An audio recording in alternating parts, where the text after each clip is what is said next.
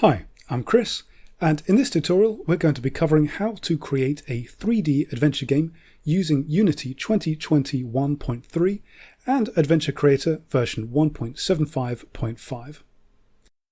To give you a quick snippet of the kind of game we're going to be making, you can see we've got a third-person game where we've got Tin Pot, the character from the 3D demo, walking around this evil lair set, and Brain is haplessly tied up to this laser table, so we're going to have a little puzzle where we try to rescue him. Adventure Creator is available to purchase on Unity's Asset Store, and after doing so we can import it from inside Unity by going to Window, Package Manager, and after choosing Packages, My Assets, we can filter down to Adventure Creator and then choose Import to bring the package into our project. For this tutorial, we're going to be using some special tutorial assets, so we're not going to need either of the two demo games. So in this Import Unity Package window, I'm going to uncheck the 2D demo and demo folders, although you can import them if you wish. And once it's imported, we'll get this installation box just telling us about a couple of inputs and layers that it wants to add to our project settings. It can do this all automatically, so I'll just choose OK. And then when it's finished, I can close the package manager, and we've got Adventure Creator up in the top toolbar here. Again, we're going to be using some specially made assets for this tutorial, and we can get them from this top toolbar by going to Adventure Creator, Online Resources, and then Downloads. That'll bring us to the Downloads page of the main Adventure Creator website, and near the top here we have this Tutorial Assets Files link, which we can click to download. You can also click on this alternative link to give you a URP-ready version of these tutorial files. Back inside Unity, we can go to Assets, Import Package, and then Custom Package.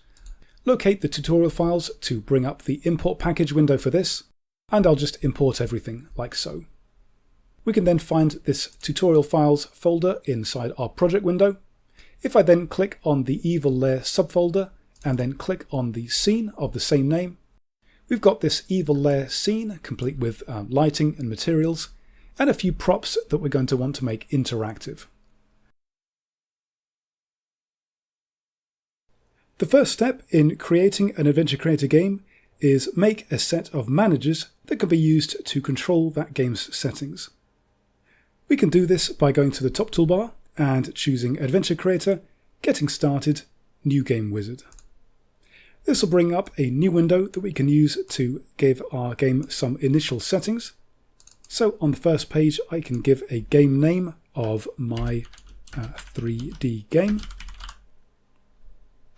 Choosing Next again, we'll set a camera perspective of 3D. And underneath, we can choose a means of moving the player character. I'm going to choose Direct, which involves moving the player around either with keyboard keys or with a controller. Next, we'll choose our interface. We'll go over all of these in detail later, but for now I'll just choose Context Sensitive because it's the most simple. Next again, we'll have the GUI system set to Default Unity UI, and this means that we'll be provided with a default interface so that we can access the inventory, the pause menu and so on, and we're going to use Unity UI to do that. We'll then get a final page just to confirm all of our choices. We can change many of these settings later on, so it doesn't matter too much. And I'll choose Finish. And after a moment, it's finished creating our manager assets. We'll be asked if we want to organize the scene. I'm going to choose No, just so that we can have a look at what we've actually made here. If I close the New Game Wizard, we can see down in our project folder, we've now got a folder of the game name that we entered. And inside we have a UI folder that has all of the UI prefabs that make up our interface, and a managers folder that has all of the manager asset files. And these manager asset files are assigned here in this AC Game Editor window. I'm going to dock this just beside my inspector, and you can see we have 8 tabs, one for each manager, and each of these managers relates to a different aspect of our game. So for example, all of our inventory items are stored in the Inventory Manager, and all of our settings are here in the Settings Manager. These asset files are necessary for our game. And if they ever become unset, for example when importing an update to Adventure Creator, we can bring them back just by double-clicking the Manager package file that's just inside the My 3D Game folder. And that'll just reassign all of these asset files in our game editor.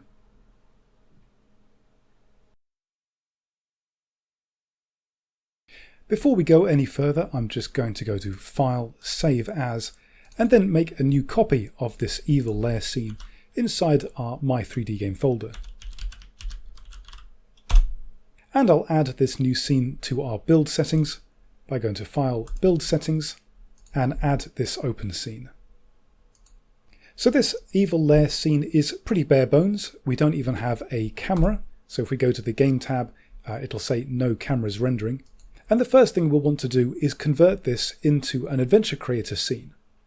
We can do that by going to the AC Game Editor's Scene Manager, and then we'll get this option to organize the scene, either with or without folders.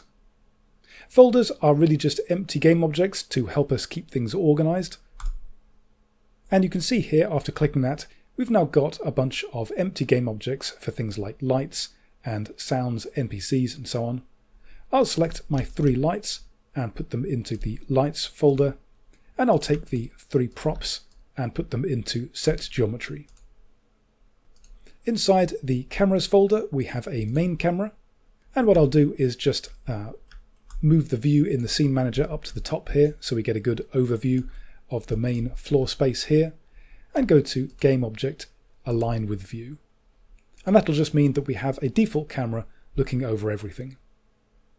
You can see our hierarchy also has a game engine object, and this is necessary for Adventure Creator to run. If we run the scene, you'll see that we have the default interface that we opted for. If we move the mouse to the top of the window, we've got the inventory menu, and we can click on the lower left here to open up the default pause menu. But since we're making a 3D third-person game, we're going to need a player character to control. We can find the graphics for such a player inside our tutorial files folder, and then evil lair tinpot, and el_tinpot is a model that we can drag into the scene. And you can see it's the same character if you've played the 3D demo. At the moment he's just an animator and a skinned mesh renderer, and we're going to convert him to a character using Adventure Creator's Character Wizard. We can do that from the top toolbar and choosing Adventure Creator, Editors, Character Wizard. And like before, it's just a case of going through each page and filling in the details. So we're going to be making a player, and we can give this player a name. So I'll choose Tin Pot. Next, we assign a game object that forms the basis of his graphics. So we'll assign this el_tinpot object that's in our scene. Next, we choose an animation engine, or how the character is going to be animated. Adventure Creator will try to auto-detect this, and it's suggesting the use of Mechanim, which is the standard option for 3D characters. Clicking Finish, and we can close this window, and you can see we've now got a few components added to this character. So let's run the scene now and see what happens. And you can see straight away he's falling straight through the floor, and that's because he is physics-based. He is using a rigid body and a capsule collider. And what we'll need to do is add a collider to the set here. So if I select the, keep clicking to get the platform object, and I'll get the steps here as well. And in their inspectors, go to Add Component and choose Mesh Collider. And this platform object covers the walls as well.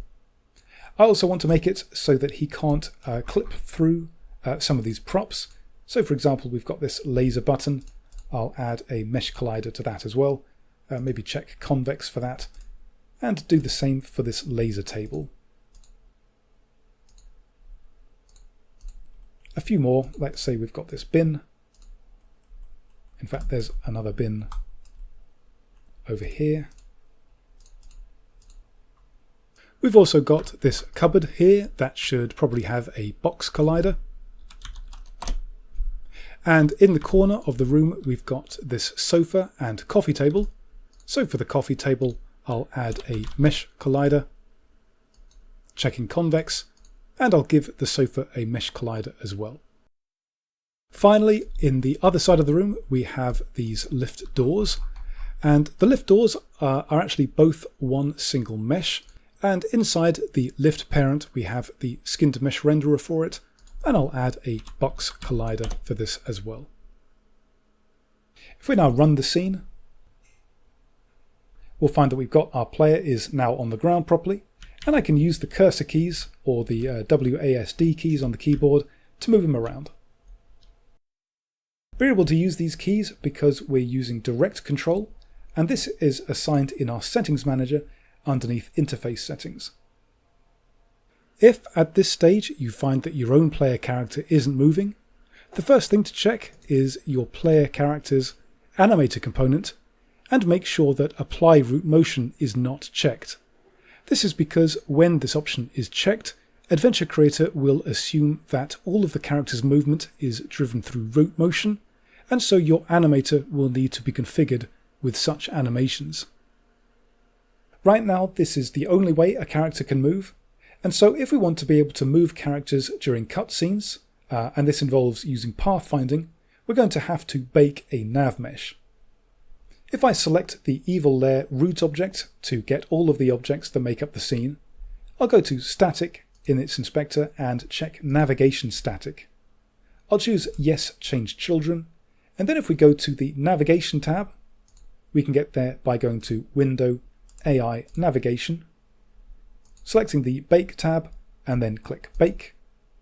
You'll see that we now have this blue nav mesh around the scene, showing all the places that the character can move to. If we want to test this out, the easiest way to do this is using point and click pathfinding, and for that we just need one more step, and that's to place the clickable area of the scene onto the nav mesh layer. So if I click on the platform game object, go back to the inspector and set the layer to nav mesh, we'll now be able to use point and click pathfinding. We can enable this again going back to the settings manager, set the movement method to point and click, and if we now rerun the scene, we can click the mouse to have our character move around. Options in the settings manager can all be changed through scripting at runtime, so you could, for example, switch to direct for some sequences and point and click for others. Let's take a closer look at our player object now. Again, he's relying on a rigid body and capsule collider. If you prefer, these can be removed and replaced with a character controller, just raising up the center Y to 1 so that the bottom is by his feet.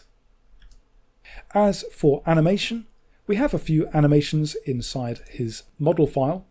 If I go to Evil Layer, Tin Pot, and expand his model file, you can see we've got a few animations here for walking, running, and so on, and a few cutscene animations as well.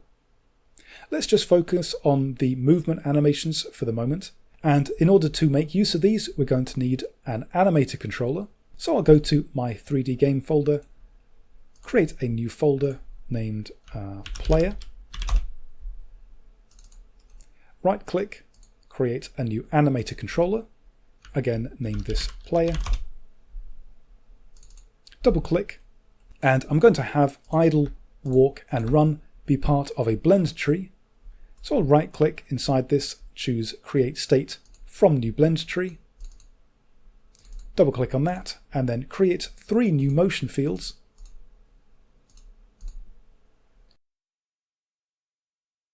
The first of which will be robot idle, then robot walk, and robot run. Unity has automatically created a float parameter named blend that can be used to drive these animations. And what we want to do is tell Adventure Creator to control this value. If we go back to his player inspector, you can see he's got a list of mechanim parameter fields with default values, and these all relate to parameters in the animator that Adventure Creator is allowed to control. At the top we have a move speed float parameter, by default named speed. So if we rename blend to speed, then Adventure Creator will take control of this parameter at runtime. we just need to assign his animator controller as the one we've just made, so I'll click beside the controller field and set it to player. Running the game, you can see now if we click to have him move, he's playing actually his run animation, and this is just because we need to tweak the threshold values a little bit. If we look a little further down in the player component, you can see his walk speed is set to 2 and his run speed to 6. So we just need to update his animator to use these threshold values instead. Going back to his animator, I'll go to the blend tree, uncheck automate thresholds, set the run threshold to 6 and the walk threshold to 2. And if we test this in game, you can see that it plays a little bit more naturally. We can double click to have him run and just single click to have him walk. Coming out of play mode and going back to his animator's base layer, we'll add one more animation, and that's robot talk. I'll drag this into the window, and we're going to drive this animation's playback using another parameter, this time a boolean. So I'll click add on the left here, choose bool, and name it is talking. I'll right click on the blend tree, choose make transition to robot talk. Inside this, I'll uncheck has exit time and give it a condition of is talking is equal to true, and I'll do the opposite for the reverse.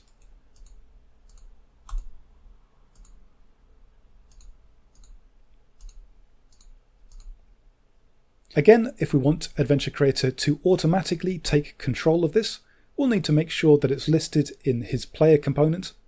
So if we go and find that, you can see he's got a talk bool and it's already set by default to is talking. We don't yet have any speech to actually test this out with, but when we do, this animation will kick in automatically. Returning to the settings manager, I'll set the movement method back to direct. As for where the player begins the scene from, we want to have him start over by the lift doors here, and this is a case of adjusting the default player start. If we go to the scene manager, you can see underneath scene settings we have a field for our default player start, and if I click on it we can see it in the hierarchy, and zooming in you can see it's represented by this blue arrow. So I'm going to zoom out a little bit, move it over to the lift doors, and rotate it so that it's facing away from them.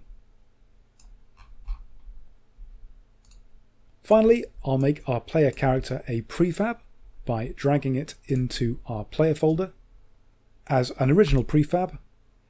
We can now delete him from the scene and then go to the settings manager. Underneath character settings, we have a player prefab field. So if I assign this prefab asset file into that slot, he'll be spawned in automatically at runtime. And this just avoids the need to place a player in each of our scene files. At the moment, our scene only has a single camera with no movement, so the player is able to move down to the bottom here and we can no longer see what's going on.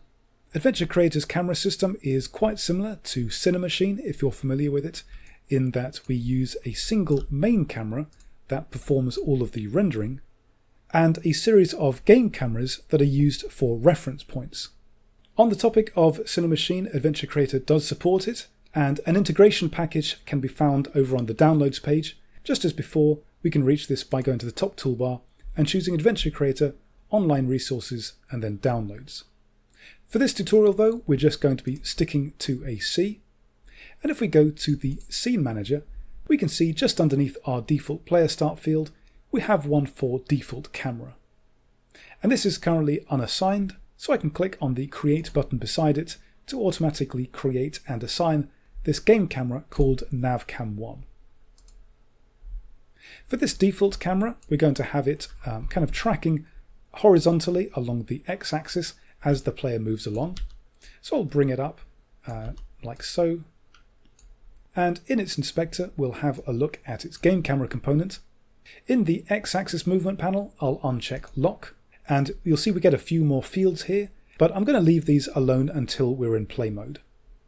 Going further down, I do want the camera to be looking at the player all the time, so I'm going to uncheck the lock in spin rotation and set the affected by to look at target.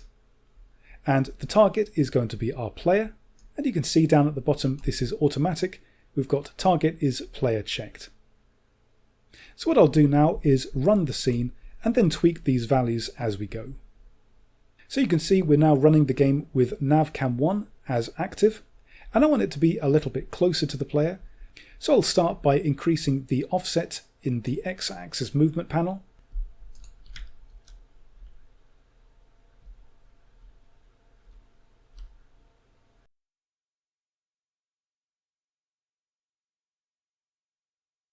And you can see if we move a little bit too far to the left, our camera then clips through the wall. So what we're going to need to do is check constrain and then set some minimum and maximum values.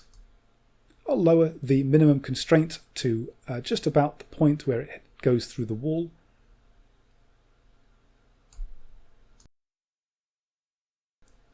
And then make sure that the maximum constraint is high enough as well.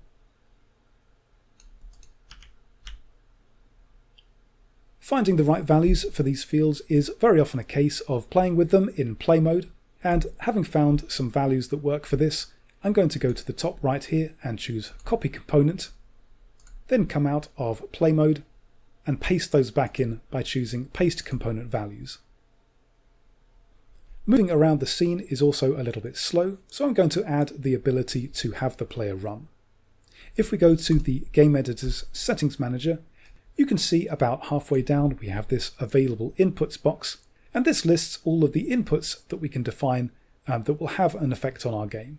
You can see we have a run input that can be either a button or an axis, and this means that if we define an input named run, we'll be able to use that to move the player more quickly. Let's do that by going to Edit, Project Settings, choosing Input Manager. I'll increase the axes by 1, name it Run, and give it a positive button of left shift. Closing that and testing it out. I can then hold down the shift button. Actually, he moves very quickly. I can hold down the shift button to have him move around. So I think I'll make this a little bit slower. Coming out of play mode, I'll reselect the prefab, and you can see our run speed scale is set to 6. So I'll change this to 4. And I'll also update his animator controller and update his blend tree to transition to the run animation with a value of 4 as well.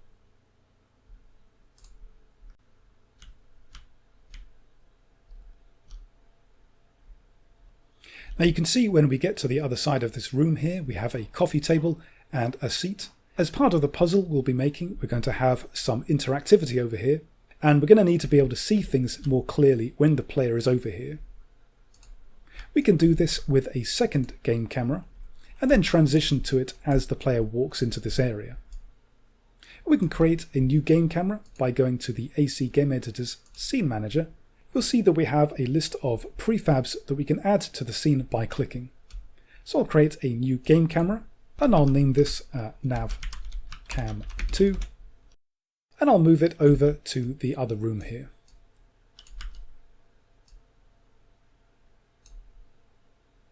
We want this camera to take effect as the player approaches this area, and we can do that using a trigger. Back in the Scene Manager, underneath the Logic panel, I can create a new trigger. And you can see as we do all this, Adventure Creator is placing these objects in the correct hierarchy folder. So I've got my trigger, and I'll name this trigger navcams, and I'll move it over to the other side of the room. If I zoom in a little bit, you can see it's represented by this red cube, and this represents the bounding area for which the trigger takes effect. We're going to make it so that navcam2 becomes active when we enter this trigger, and we switch back to navcam1 when we exit. So I'll use the scaling gizmo to just increase its size like this, and have it just cover this portion of the scene. Going to the inspector, you can see that we've got this trigger component which starts off with a properties panel. it's going to be detecting the player entering the trigger, and it'll only be running during gameplay. Underneath we have this little panel saying engine wait, and this refers to our game's default action. And Action List are Adventure Creator's visual scripting system that allow us to chain up logic without having to do any coding. To change the camera, we're going to use a different action type, so I'll change the category from engine to camera, and then the subcategory from crossfade to switch. You can see that the fields underneath have been changed to represent this new action type, and so we've got this new camera field. The new camera is going to be navcam2, and if we want, we can set a transition time, let's say maybe 2 seconds. And now let's see what effect this has made.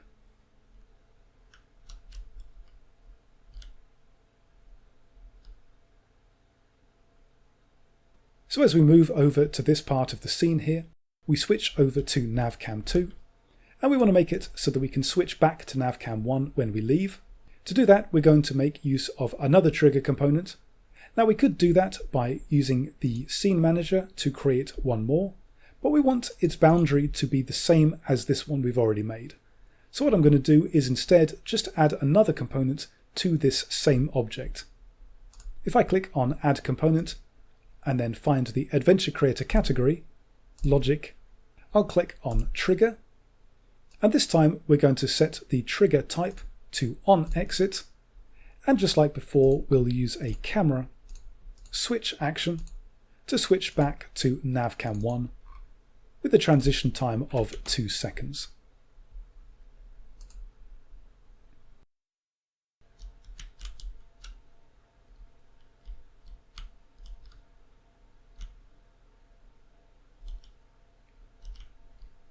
We'll make these transitions a little bit smoother, and you can also see that when the switch occurs, this menu button down here flickers off for a moment.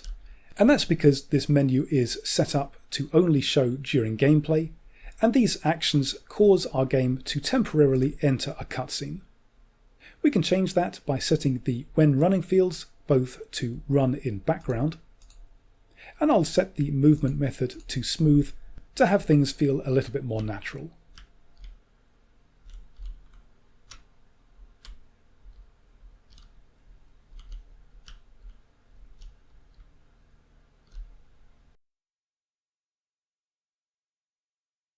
Now that we have a player character, we can move around the scene and have the camera follow him. Let's add some interactivity so that we can start to build up the puzzle that is going to make up our little game. Starting with the chair by the window, we can make any portion of the scene interactive by adding a hotspot. Going back to the scene manager, underneath the logic panel we can find a hotspot type. And if I click on that, we'll then get the option to position over the selected mesh. So if I click on that, and with the chair selected, I'll choose Add New, and we can see we've now got this yellow cube surrounding it. This hotspot has been placed in my hotspots folder here as well. I'll go to the inspector and name it hotspot chair. And you can see the clickable area is represented by this box collider, and we have a few properties for the hotspot itself. We'll go over some of these a little later on, but for now I'm just going to keep things simple and have the player give a response when we click on it. We can do that by going to the Use Interactions panel and clicking the plus icon beside it. You can see we've got a few more fields here, but the one we want to pay attention to is the Interaction field. At the moment this is set to none, and we can change that by clicking Create to automatically create and assign this Use Interaction object. If we have a look at the inspector for this, it looks very similar to the trigger we made earlier, in that it's made up of actions that are used by Adventure Creator's visual scripting system. We can continue to work here in the inspector, but I personally prefer to rely on the Action List editor, which is a dedicated node editing tool. We can access it either by clicking on Action List Editor or by clicking the node icon in the hierarchy. Our default action is engine wait, so I'm going to change this to a dialogue play speech action, so that we can have our player say something. I'm going to check player line and then set the line text to something like, "Nice chair. Too bad I don't have a butt." Going back to the chair hotspot, you can see underneath the interaction field we have one for player action, and this just determines what the player does before running our action list. We can set this to turn to face, just to have the player character face the object before he says anything.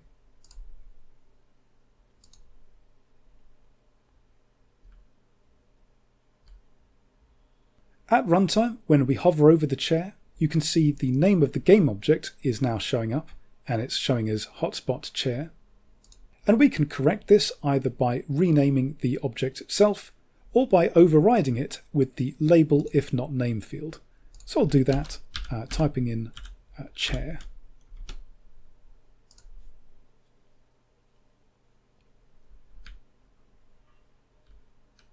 Hovering over now, we now get the correct name. And if we click on it, you can see the player turns, and you can see the speech text is appearing in our subtitles. Let's do something similar now for the giant laser gun here.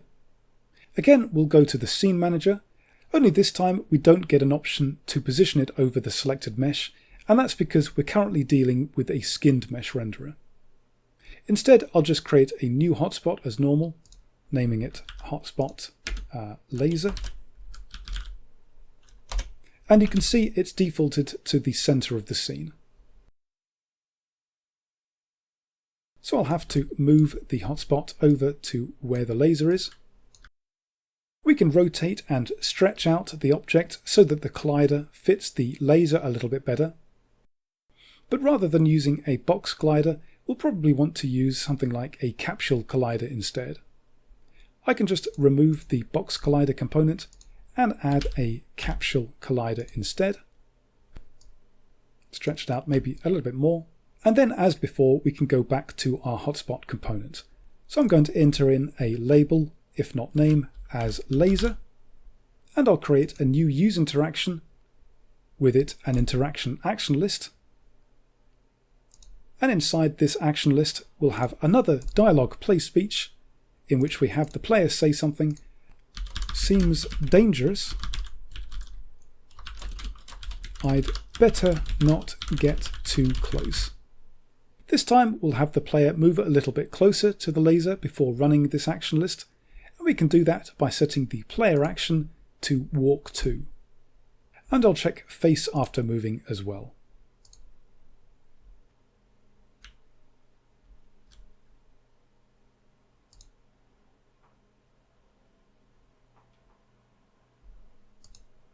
The main puzzle of this game is going to revolve all around turning this laser off, and when we do, we're going to animate the laser so that it rotates downward, and that's going to happen from the laser gun's pointer pivot. We might want the laser to still be clickable at that point, so rather than having the hotspot never move, I'm just going to parent this hotspot to the pointer object in the hierarchy of the laser gun's skeleton.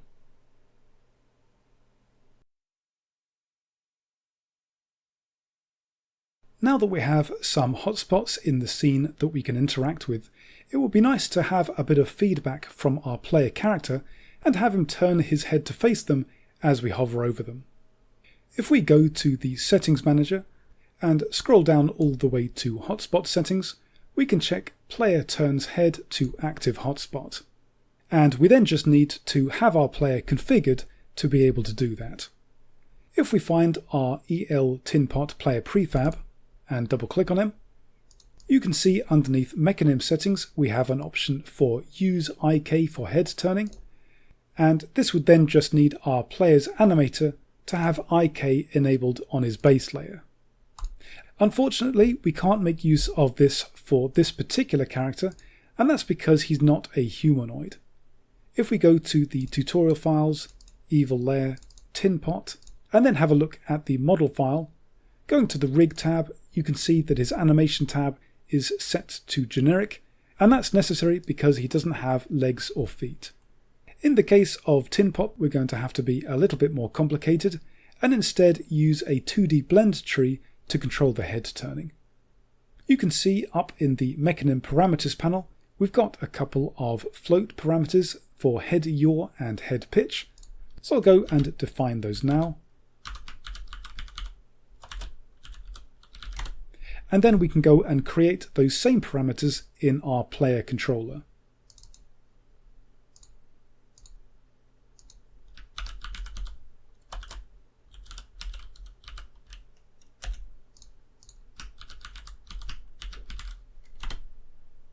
So that this doesn't interfere with any other animations, I'm going to use a sub-layer. So I'll go to my Layers panel, click New, and name it Head. I'll increase the weight to 1 and set the blending to Additive.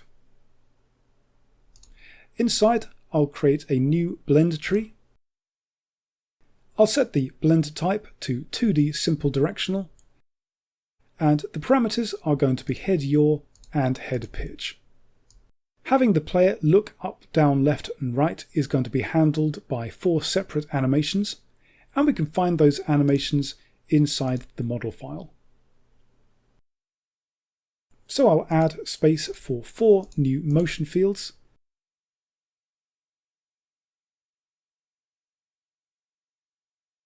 And then assign them as each of the look animations we have for our model.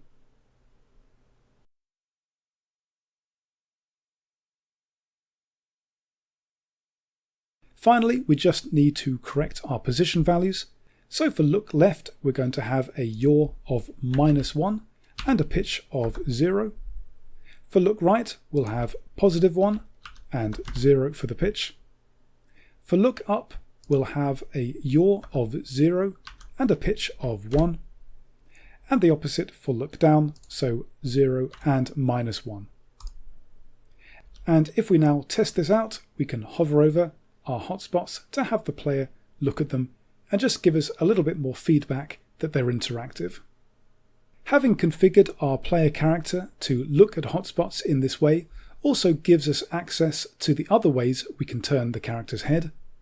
One way is to rely on the character face object action and then have the face width set to head.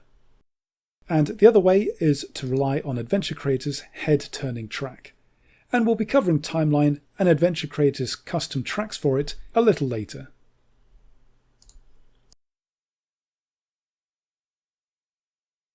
When we were creating the hotspot for this laser here, I mentioned that the puzzle of this little game will involve turning it off.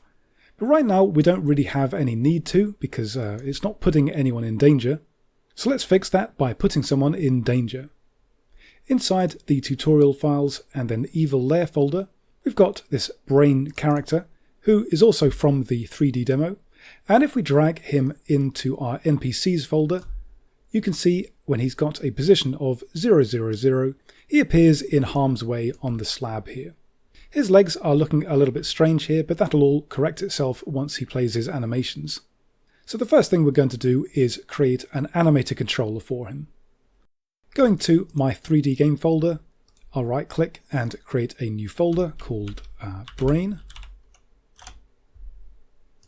And inside that I'll create an animator controller named also Brain. And if we double click to bring up the animator window and go back to the model file, expand that, we have a few animations that we're going to want to make use of. For now, I'm just going to drag in the trapped idle animation and make this the default, and also drag in the look player animation, which is similar to idle, only he's turned his head to the side. We'll control these animations using a bool parameter. So inside my parameters tab, I'll choose bool and name it is looking at player. And if that is true, we'll transition from our regular idle to this look player idle.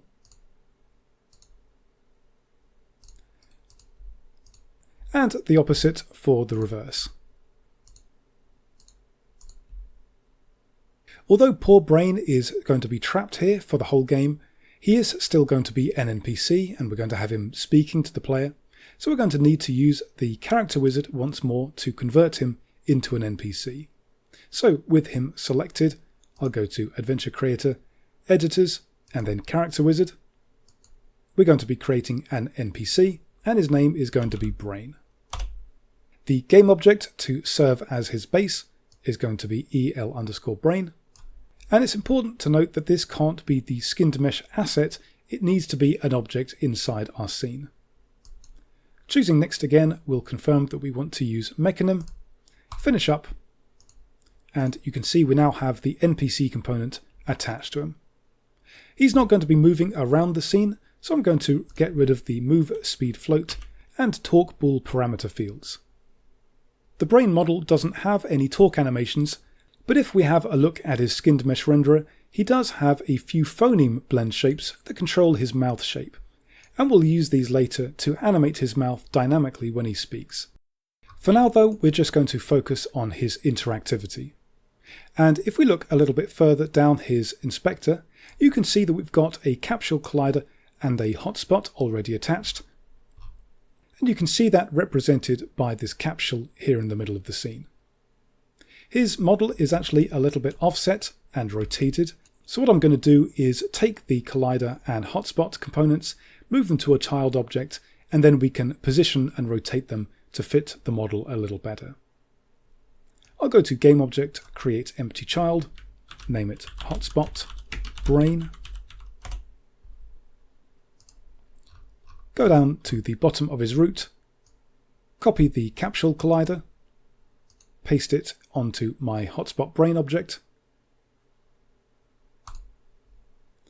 Do the same thing for the hotspot.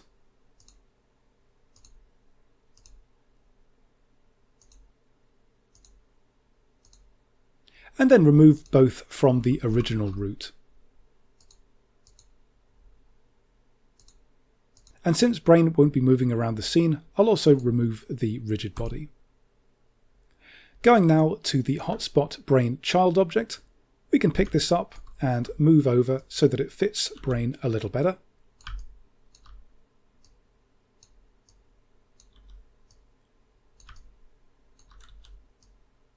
And then, as before, we'll create an interaction for him.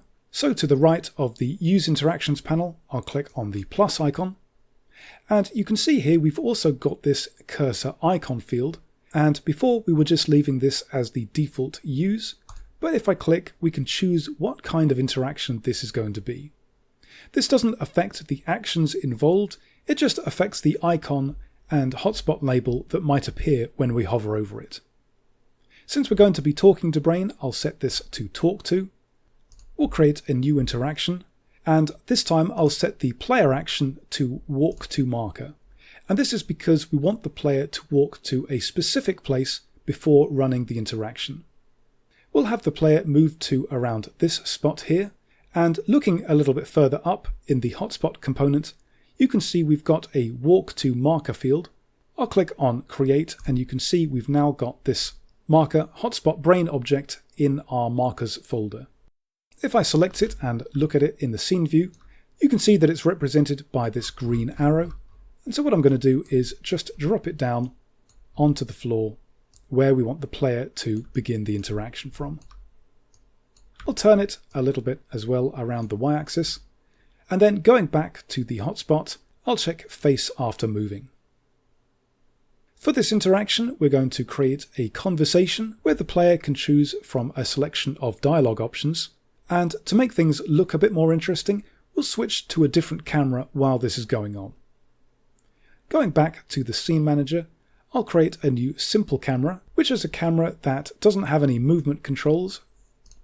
I'll name it Brain Conv Camera. And bearing in mind that our player character is going to be over this arrow, I'll just move it up and to the side so that both are in shot at the time. Maybe lowering the field of view a little bit as well. We can now cut to this camera when this interaction begins. So going to the Brain Talk to action list, I'll bring up the action list editor for it, and we'll begin with a camera, switch action, The new camera is going to be brain conv camera, and we'll just cut to it with no transition. We saw earlier that our brain's animator uses a bool named isLookingAtPlayer to determine whether or not the lookPlayer animation is playing, and so we'll have this be true during this interaction. I'll double click to select the text and copy it, and then going back to the action list editor, I'll click and drag out of this bottom socket here and release in some empty space to create a new action, and this one is going to be a character animate action in which the character is going to be brain, and the method that we're going to use is change parameter value. The parameter to effect is going to be isLookingAtPlayer. This is of type bool, and we'll set the value as true. Next, we'll have brain say something, so we'll create a new action, making this a dialogue play speech action. This time, the speaker is going to be brain, and the line text will be, "Hey, little help."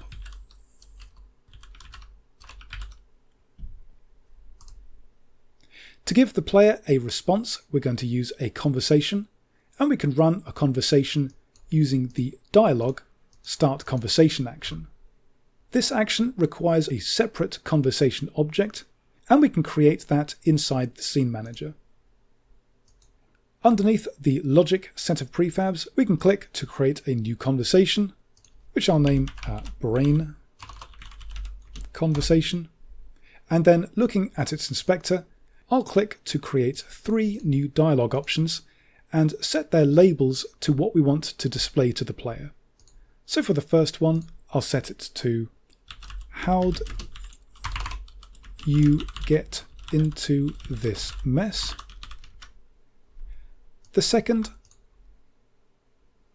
"What should I do?" And the third as "Don't go anywhere."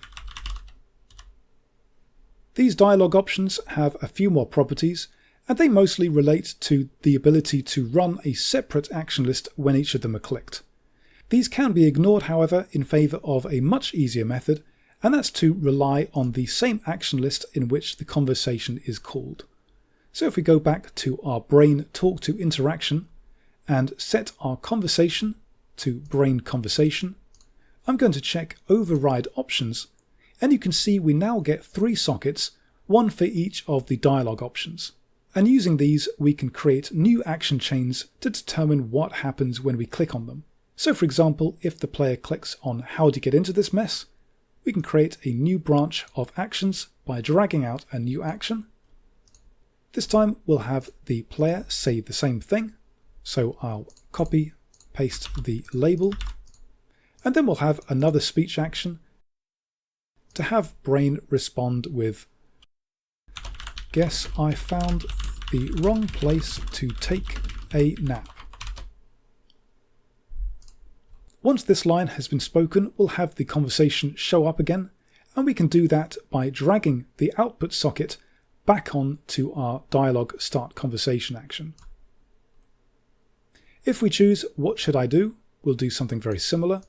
We'll start with a dialogue play speech action in which the player says just that.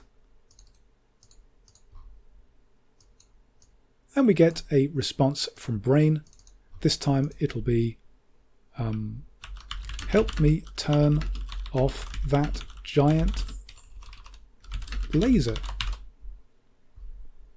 And again, we'll return to the conversation afterwards. Finally, for "Don't go anywhere", we'll have another pair of dialogue play speech actions.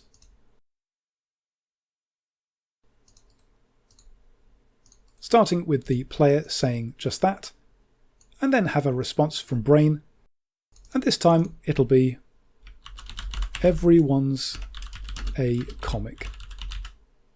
Since choosing this option will end the conversation, we're not going to reroute back to the dialogue start conversation action. Instead, we're just going to put the animation and the camera back to how they were before. The first actions of this interaction are this camera switch and character animate actions, so we'll run similar actions that undo their effects. if I marquee select both of these actions and choose copy selected, I'll go down to the bottom here and paste in these copies, reroute our third dialog options action chain onto the camera switch. This time I'll check return to last gameplay, and for the character animate I'll uncheck the set as value box. Since the action list then ends here, this will cause the action list to stop running and will return to gameplay. We're just about ready to test, only I did forget one key thing, and that is for Brain to actually have the animator we created for him.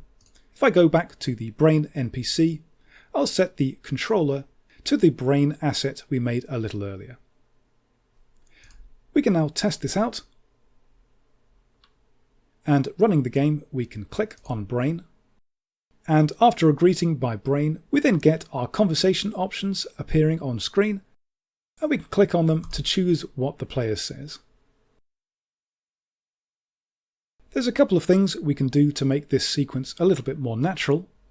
The first thing is when we cut back the camera to our last gameplay, I'll insert a brief transition time of maybe about 2 seconds, setting the movement method to smooth. And the second thing is I'll make our conversation feel a little bit more natural by revealing the middle option only when we've chosen the first. If we select the Brain conversation object and go to its inspector, I'll select this middle option here, what should I do, and I'll uncheck is enabled so that it's not showing by default. We can turn this on using actions, and so at the end of the first action chain, I'll find the last speech spoken by Brain, click on the cog icon beside it, and choose Insert After to automatically create and insert a new action into this chain. This one is going to be a dialogue toggle option. The conversation is going to be Brain conversation. We're going to control the second option, what should I do, and we're going to set it to on.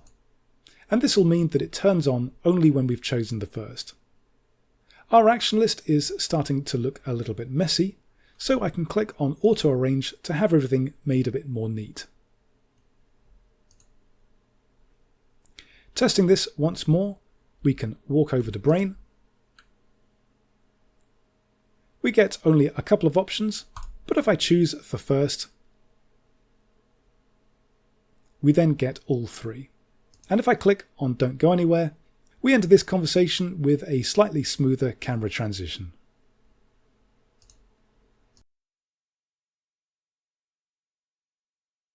The main puzzle of our little game here is going to revolve around turning this laser off in order to help poor Brain here. Brain isn't going to let us forget about what we're supposed to be doing, so we're going to have him say a few lines of speech in the background when the player is walking around the rest of the scene. But we only want him to do this while the laser is actually on. And while we don't yet have a means to turn it off, we do want to be able to keep track of whether or not this laser is on. And we can do that using a variable. This variable is going to be associated with the laser, so I'm going to click on the laser gun here and then choose Add Component, and then Adventure Creator, Logic, and then Variables. This then allows us to create variables that are associated with this object. So I'll click on Create New Component Variable, and I'll name it Laser is on. This is of type Boolean, or true or false, and I'll set its initial value to true. And having created this, we can now rely on it in our action lists. So let's now have a background action list that just has Brain giving off little snippets of speech every now and then. We can do that by going back to the Scene Manager and creating a new cutscene. I'll name this Brain Background Speech, and then opening up the action list editor for it. Before we start editing the actual actions, I'm going to click on the Properties button to the lower right of it, and this brings up the properties for this action list. You can see its default when running field is set to pause gameplay, and this will cause it to be a cutscene. So as with the trigger we made earlier, I'm going to set it to run in background, and that'll just mean that the actions we now define aren't going to interrupt our gameplay. So the first thing this cutscene is going to do is check the value of our laser gun's laser is on variable, and we can do that with a variable check action. Variables can come from a few sources, global being the default, and this is game-wide and defined in the variables manager. But here we're using a variables component, and so I'm going to set the source to component, and the component is going to be laser gun. The variable is going to be laser is on, and we're checking if it's equal to true.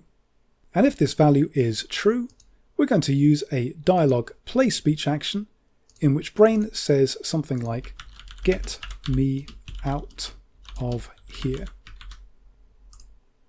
We're going to want this action list to run in a loop, but we'll have a little bit of a delay first.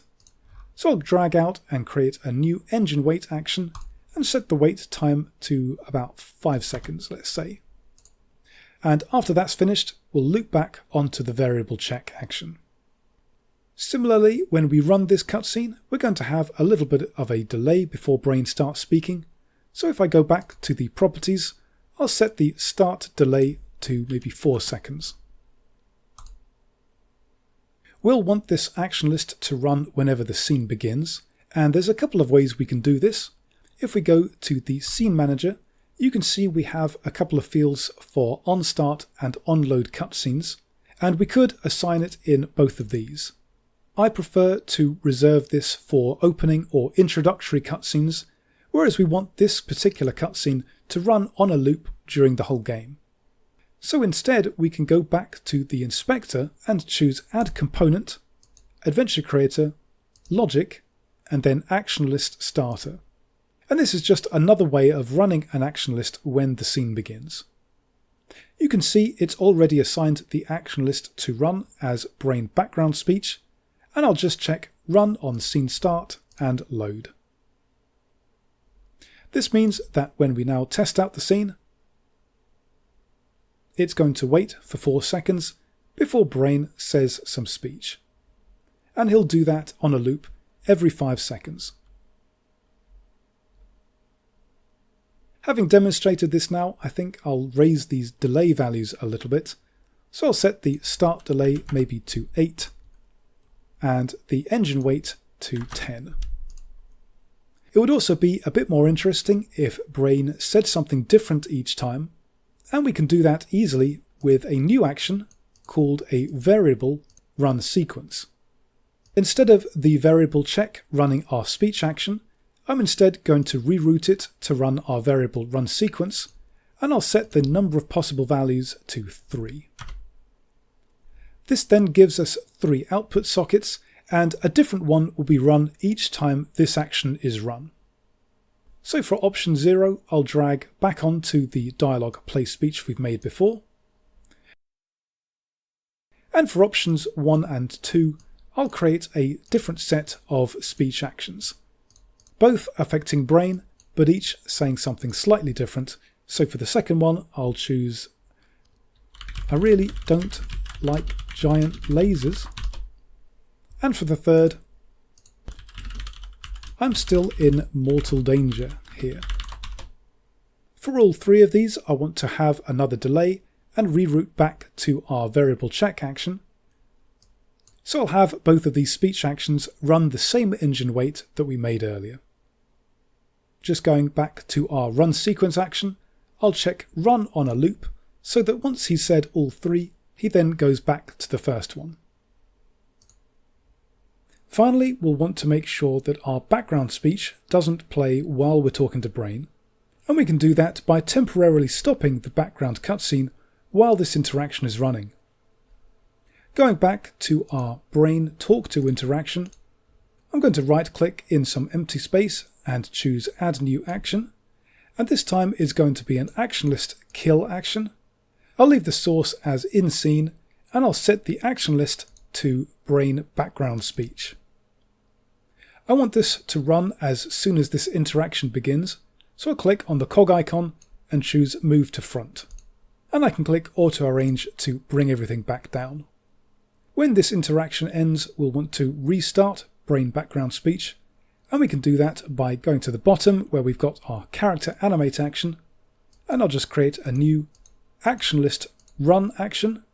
Again, our action list will be Brain Background Speech, and that'll cause Brain to stop his background speech during his interaction.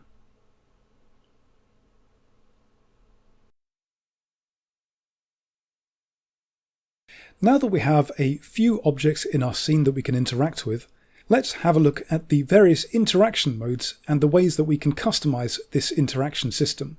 The interaction method is set in the Settings Manager. Underneath Interface Settings, we have Interaction Method, and currently this is set to Context Sensitive. So if we want to interact with Brain, we can hover over him with the mouse and left click.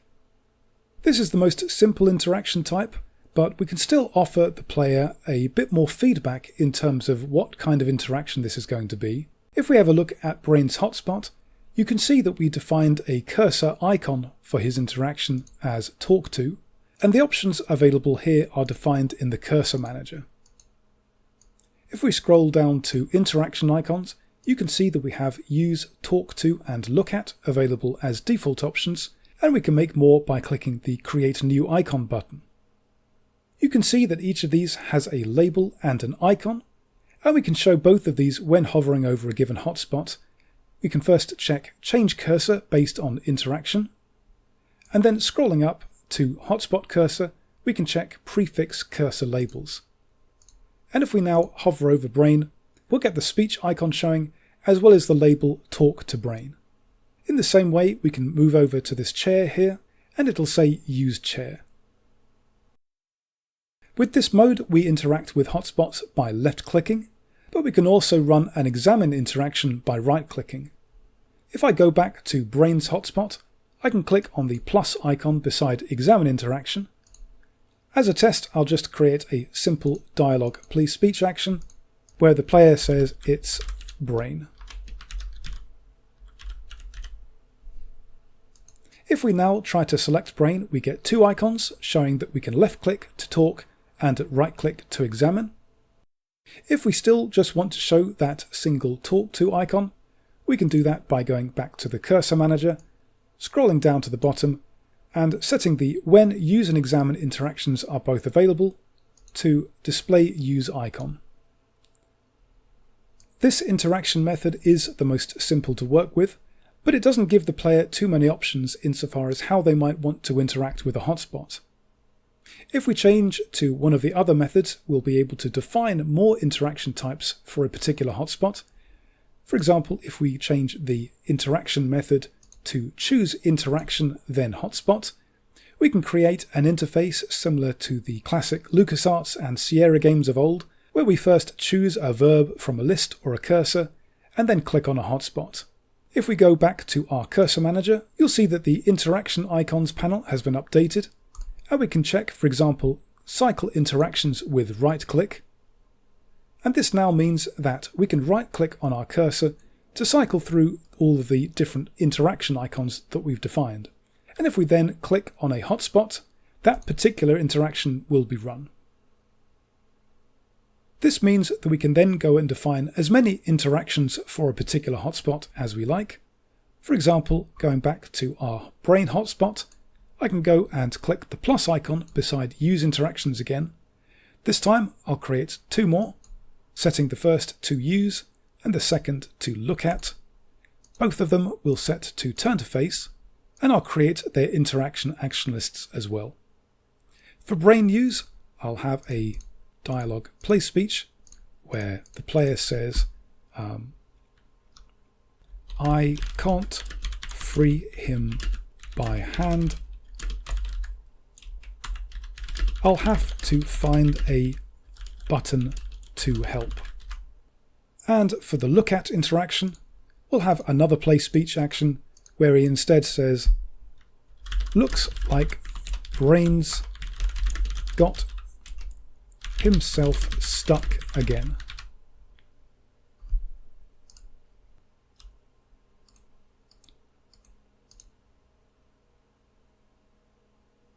The third type of interaction method is choose hotspot, then interaction, and this mainly relies on a menu that pops up after we click on a hotspot. For example, if I now click on Brain, we then get the Use, Talk to and Look at options appearing as icons, and we can click on one of them to run that particular interaction. The fourth interaction method is custom script, and this allows us to create our own interaction system, and there's more details on that in the Adventure Creator manual. For the rest of this tutorial though, we're going to be sticking with choose hotspot, then interaction, and we'll be restyling that interaction menu a little later.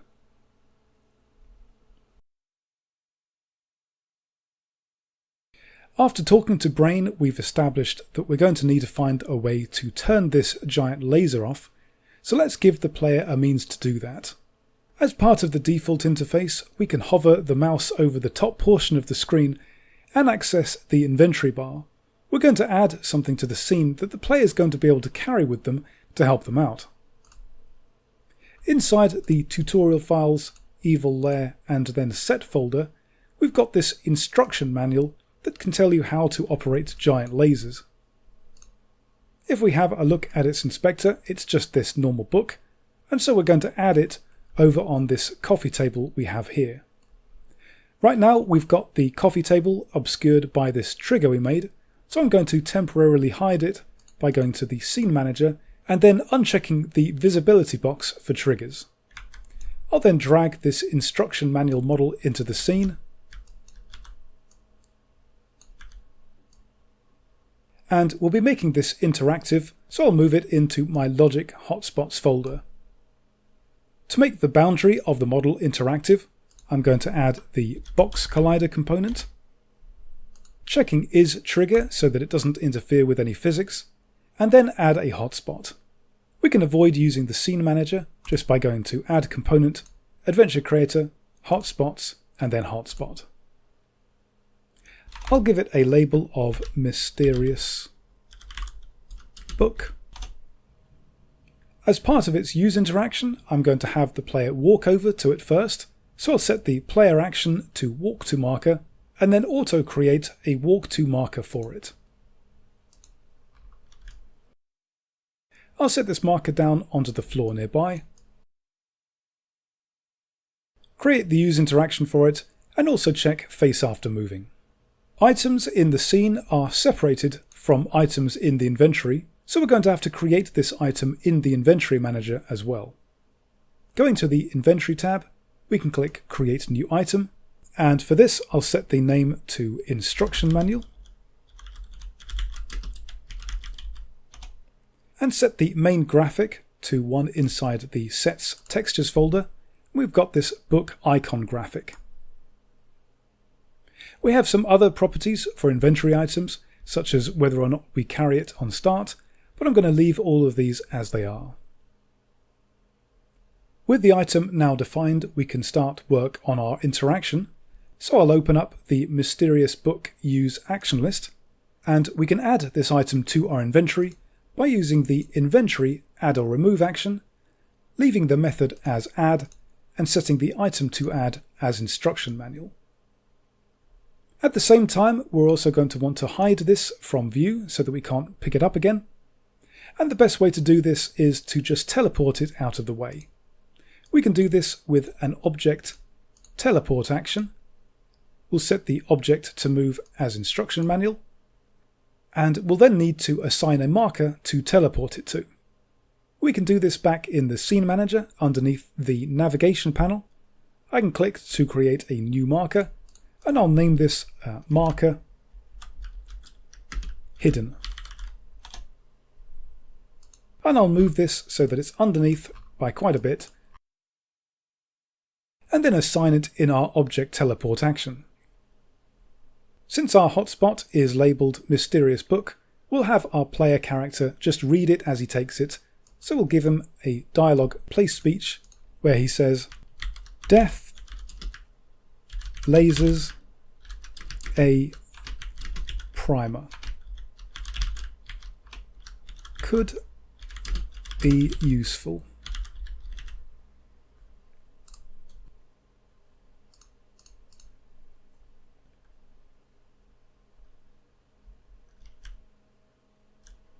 Testing this out, we can walk over to the other side of the room here, click on the mysterious book, use it, and after a bit of speech, you can see that it's now added to our inventory. We can make this interaction a little bit more interesting by adding some character animation, and we can find such an animation if we find Tin Pot's model file, go to the Animation tab and select Take Book.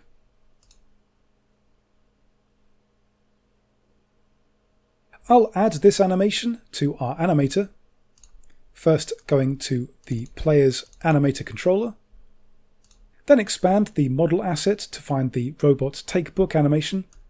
I'll drag and drop it into the animator, and then we'll have a trigger be used to play it back. I'll create a new trigger parameter named Take Book, and then create a transition from our blend tree to it, unchecking has exit time, but giving it the condition Take Book. When this animation finishes, we'll go back to the idle animation, so I'll make another transition from Take Book back to our blend tree, this time leaving has exit time checked. We can now play this animation as part of our interaction. If I right-click in some empty space and choose Add New Action, I'll use a character animate action in which we affect the player, and we do so by changing a parameter value. The parameter to affect is going to be Take Book, and the parameter type is Trigger. While this animation is playing, we're also going to want the book to appear in the player's left hand, and we can do that with the character hold object action. Again, we'll be affecting the player. The hold method is going to be parenting object to his hand. The object to hold is going to be our instruction manual, and I'll be putting it in his left hand. We have some angle values that we might need to play with, but first we need to make sure that our character is set up to hold objects. If we locate our Tin Pot player prefab, you can see inside the player inspector we have a field for his left and right hand bone transforms, and these can be gotten by expanding his rig. So if I double click on his prefab file and have a look through his hierarchy, you can see that we've got a bone named hold.l, and this is parented to his hand, so we'll assign this in the player inspector. Going back to the player, I'll assign hold.l as the left hand and hold.r as the right hand. We can now come out of prefab mode and go back to our action list. We'll have these two actions run for a couple of seconds by having a new engine wait action. I'll set to maybe 2.5. We'll then unparent the instruction manual from the player's hand. We can do that with an object setParent action. This will be affecting the instruction manual, and we'll use the method clearParent. At the moment, these actions aren't actually running, they're not part of the chain. So what I'm going to do is now reroute this back onto our inventory add or remove action, and then have this action list begin from our character animate action. And I can do that by clicking its cog icon and choosing move to front. Auto arrange to make things a bit neater, and we can then test our progress.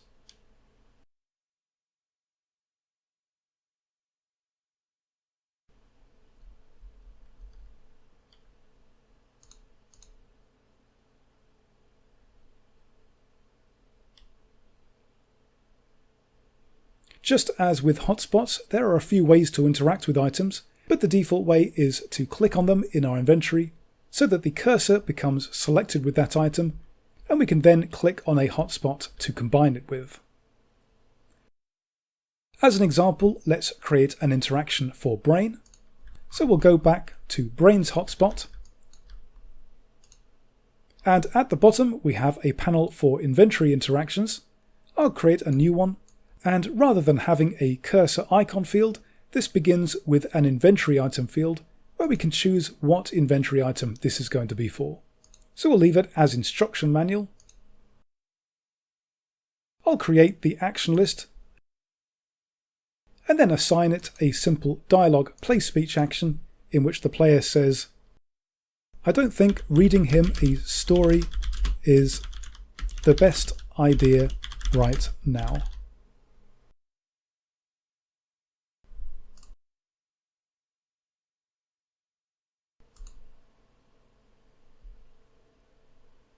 Inventory items can also appear in our interaction menu, so if we click on Brain, we also have the ability to select an item from here.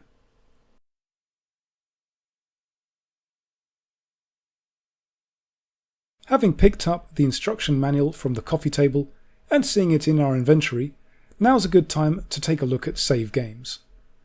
Adventure Creator comes with its own save game system, and we can access it by going to the default pause menu, choosing Save, and then clicking a save slot. To demonstrate the way that the save system works, I'll come out of play mode and re-enter it. And then to load that file, I go back to the pause menu, choose Load, and then click on that save slot. You can see after doing so, our player's position has been correctly loaded. The instruction manual is back in our inventory, but there's still a couple of issues to contend with. First of all, the camera didn't cut as we loaded the save, but more importantly, the book is back here on the table. The reason for this is that we need to tell Adventure Creator what kind of data we need to save. AC will always save what it knows that it needs to, and this includes things like the player's inventory and where the player is positioned, but when it comes to objects in the scene, such as the position of this instruction manual, we need to tell Adventure Creator exactly how we want to save that data. In the case of this instruction manual, when the player picks it up, we teleport it out of view to our marker hidden marker, and so we need our save game data to include the position of this object. This is done by attaching the correct remember component to it, and we can demonstrate this by going down to the bottom of the instruction manual's inspector, choosing Add Component, and finding Adventure Creator, Save System, and we'll then get a list of all of the built-in remember components available to us. I'm going to choose Remember Transform, as this will record the position, rotation and scale values of the object it's attached to. Since we're changing the parent of this object, I'll check Save Change in Parent, and you can see as part of this we've got a constant ID number defined, and it's this ID number that is used in save games to identify it. An ID number is also used by Adventure Creator to record the active camera, and so with our two navigation cameras we'll need to make sure that these also have a constant ID. They don't need to have any specific remember components attached, so we can just add a constant ID component directly by going to Add Component, Adventure Creator, Save System, and then Constant ID. I'll save the game and then run a new test. So I'll go and pick up the manual once more.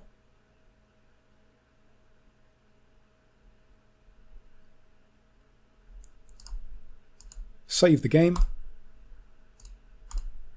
And after restarting, go to the load menu and load that save file. You can see that now when we do it, the instruction manual is correctly in our inventory. We've cut to the right camera and the book is no longer on the table. This process of adding the correct remember component to our objects is important to understand, but it needn't be so complicated as having to work out what needs to be attached to what, and that's because the whole process can be automated. As an example, I'll remove the remember transform component and get rid of the two constant ID components on our cameras, and then going to the settings manager, going to the Save Game Settings panel, we've got a button labelled Auto Add Save Components to Game Objects, and if I click that, we'll be prompted about what's going on, as well as to save the game, and if we do this, then Adventure Creator will go through all of the scenes in our build settings and try to add all of the components that it thinks we need. So for example, if we go back to our instruction manual, we've got the Remember Transform added back. The cameras both have constant IDs. It's also gone and added other remember components. For example, inside our laser gun object, we have a variables, and the process has added a remember variables component that allows these variable values to be stored in save games.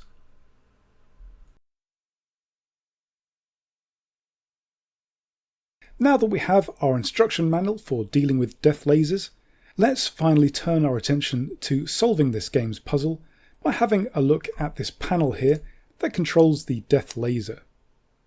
We've got this laser button object, so I'm going to create a hotspot in the usual way. I'll go to the scene manager, click on hotspot, position this new one over the selected mesh, and I'll name it hotspot panel.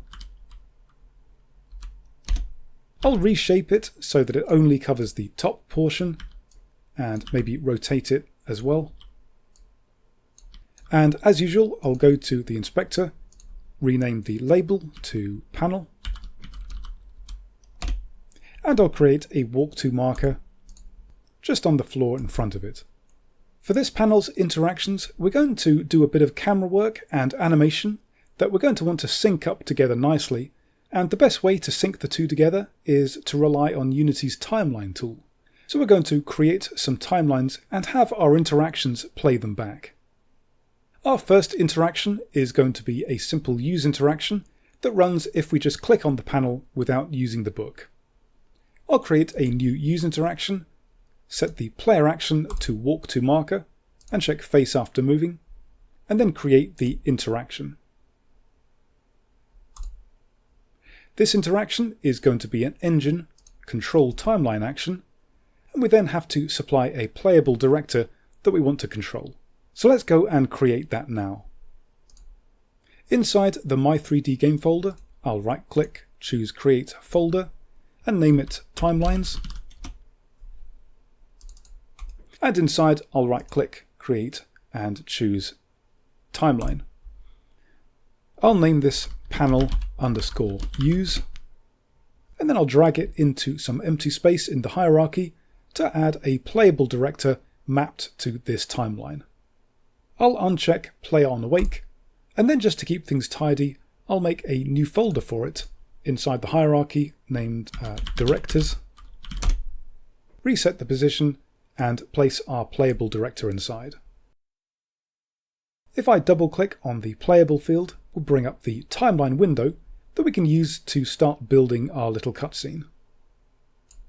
I'll drag it down to the bottom here, and the first thing we're going to do is have the player play an animation in which he presses one of the buttons, and we can find this animation inside the tutorial files, Evil Layer, Tin Pot, and then expanding the Tin Pot model file, where we have this press button animation.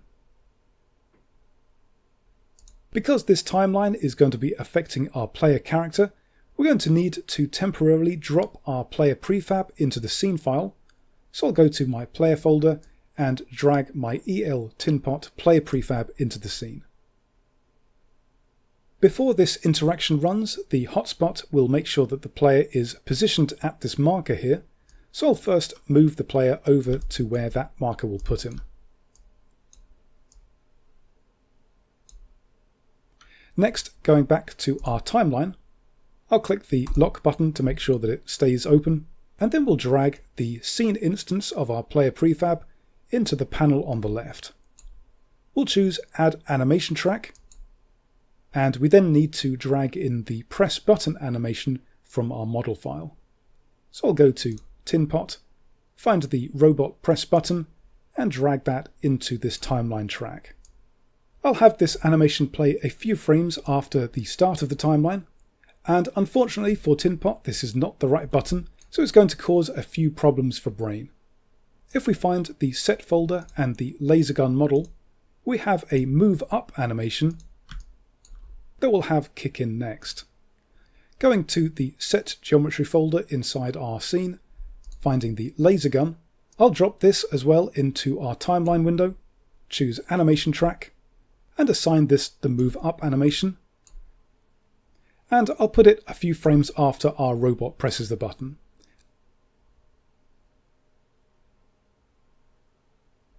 This causes the laser gun to move a little bit too close to Brain, so we'll have to animate Brain getting out of the way as well. I'll find our Brain NPC inside the NPCs folder and drop him in as before. Again, choosing Add Animation Track, and this time we'll use an animation inside our Brain folder, expanding the EL Brain model, and I'll drag and drop Brain Dodge Laser.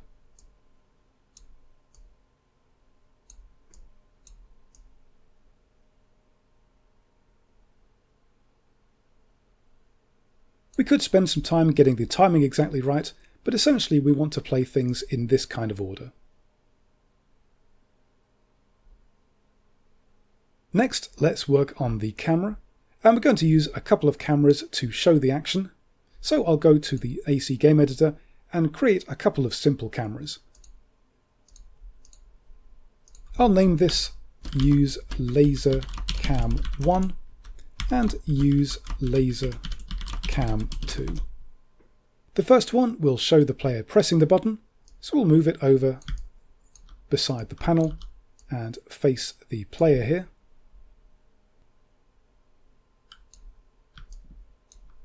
And the second one will have show the laser and Brain trying to get it out of the way.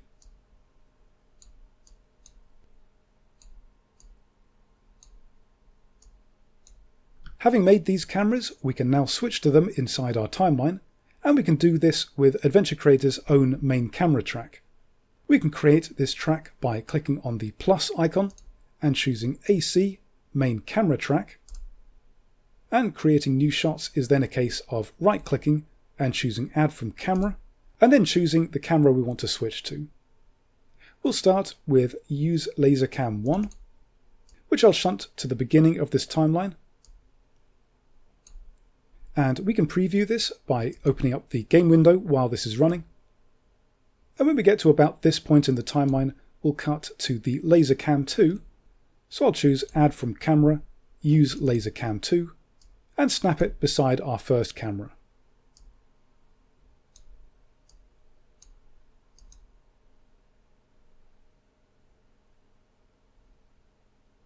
Again, we can play with the timing to make things feel exactly right, and this is really the big advantage for using timeline for cutscenes. Perhaps at this point in the timeline we might have Brain give out a little bit of a yelp, and we can do that with Adventure Creator's speech track. As before, we can get this by clicking the plus icon and choosing AC Speech Track. And if I click on the header for it, you can see we can then assign which character will be speaking. We want to assign Brain as our speaker, but because timeline is an asset file, we need to assign a prefab rather than a scene object. So what I'll do is select our Brain NPC in the scene, go to our Brain asset folder, and drop him into there to create a new original prefab. Going back to our speech track inspector, I can now drag and drop this into the speaker prefab field, and then we can start creating speech lines for it by going back to the timeline window, right-clicking, and choosing Add Speech Playable Clip.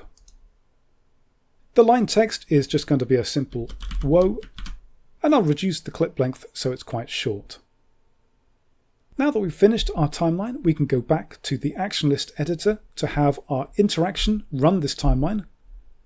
And inside the engine control timeline action, we can now set the director to panel_use, and we'll check wait until finish to have this sequence block gameplay.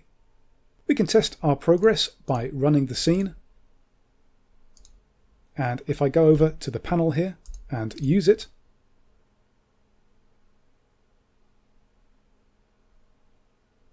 a little cutscene then plays. Coming out of play mode, we can see that we still have our scene instance of our player prefab present in the scene, and if we want to go back to having our player character be spawned in at runtime, we're going to need to delete this object now. But if we then take a look at our timeline asset, you can see that the animation track that controlled our player is now missing the animator, and this is because it was referencing the object in the scene. We can fix this very easily back in our engine control timeline action by checking Remap Bindings, selecting the animation track that affects the player, and then checking Bind to Player. The second interaction we'll make for this panel will be in the case that we use the instruction manual we've picked up on it. So this is going to be an inventory interaction, and the inventory item is going to be instruction manual.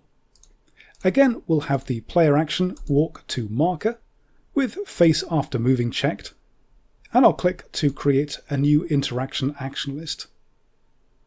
This interaction too is going to rely on a timeline, so as before I'll go to my timelines folder, right click and choose create timeline, and this time we'll name it panel use book. As before, I'll drop this into the scene hierarchy, parent it to my directors folder, and uncheck play on awake. If I double click on the use book timeline asset, we'll bring up the timeline window for it, and the tracks we're going to create are going to be quite similar to the one we've just made. We're going to animate the player, so again I'll drop my player prefab into the scene temporarily, move him over to where the marker will place him when we run this timeline, and I'll drag this object into the timeline window, choose add animation track, and we'll find an animation inside our tutorial files, tinpot, and then expanding the tinpot model file. This time we're going to use the slam panel animation, where tinpot basically just gives up and slams the book into the panel. This animation will need to have the book parented to his hand, but we'll do that using actions later on. Next, we'll have the laser animate off, so we can go to our laser gun, drag that in as a new animation track, and we'll find an animation for that inside the laser gun's model file, and we'll use turn off. As before, we'll next do the camera, so I'll click the plus icon and choose AC main camera track.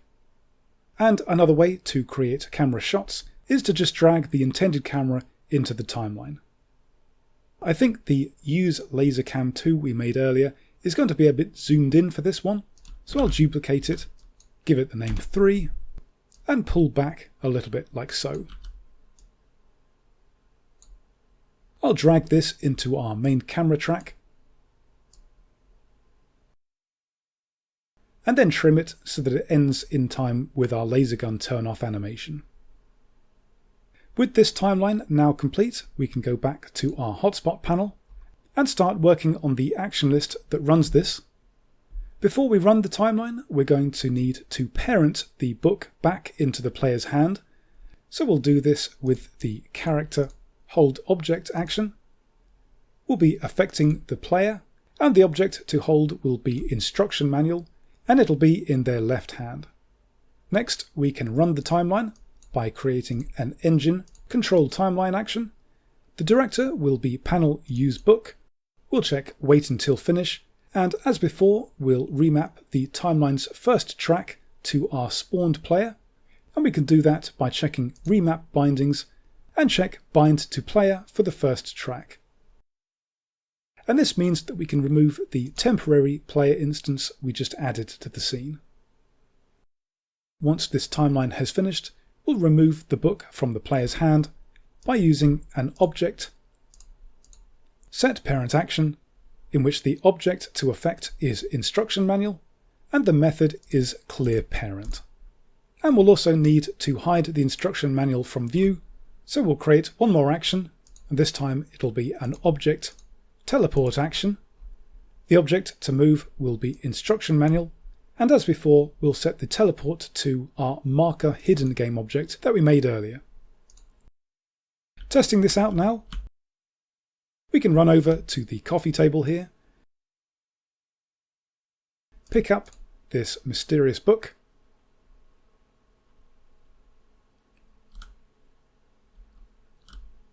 go back to the panel and then click on the book icon, and we'll solve our problem using some brute force.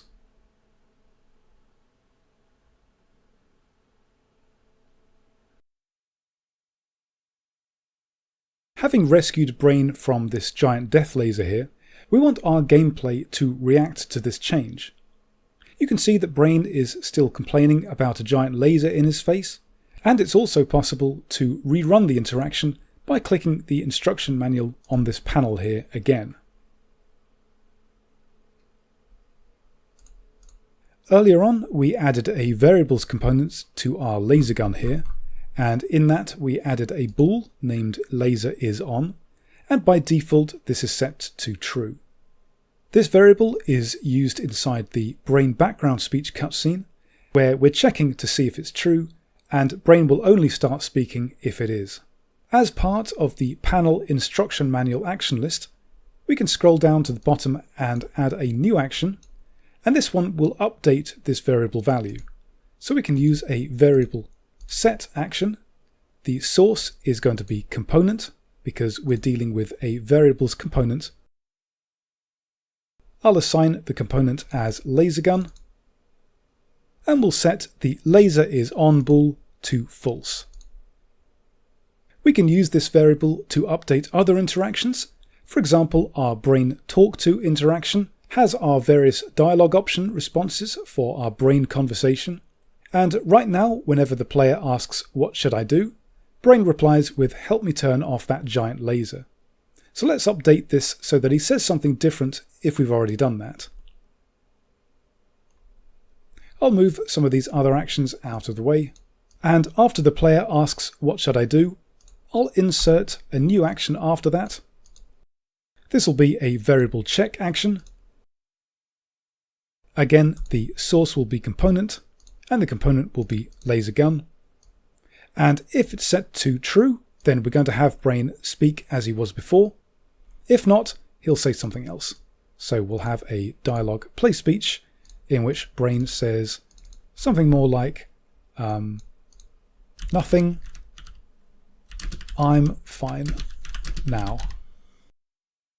As with the other speech line, we'll have this reroute back to our conversation, so I'll click and drag this output socket back onto our dialogue start conversation action. To prevent the player from messing with the buttons after doing this, we could update the panel hotspots interactions with further variable check actions, but it's also possible to just turn off the hotspot completely.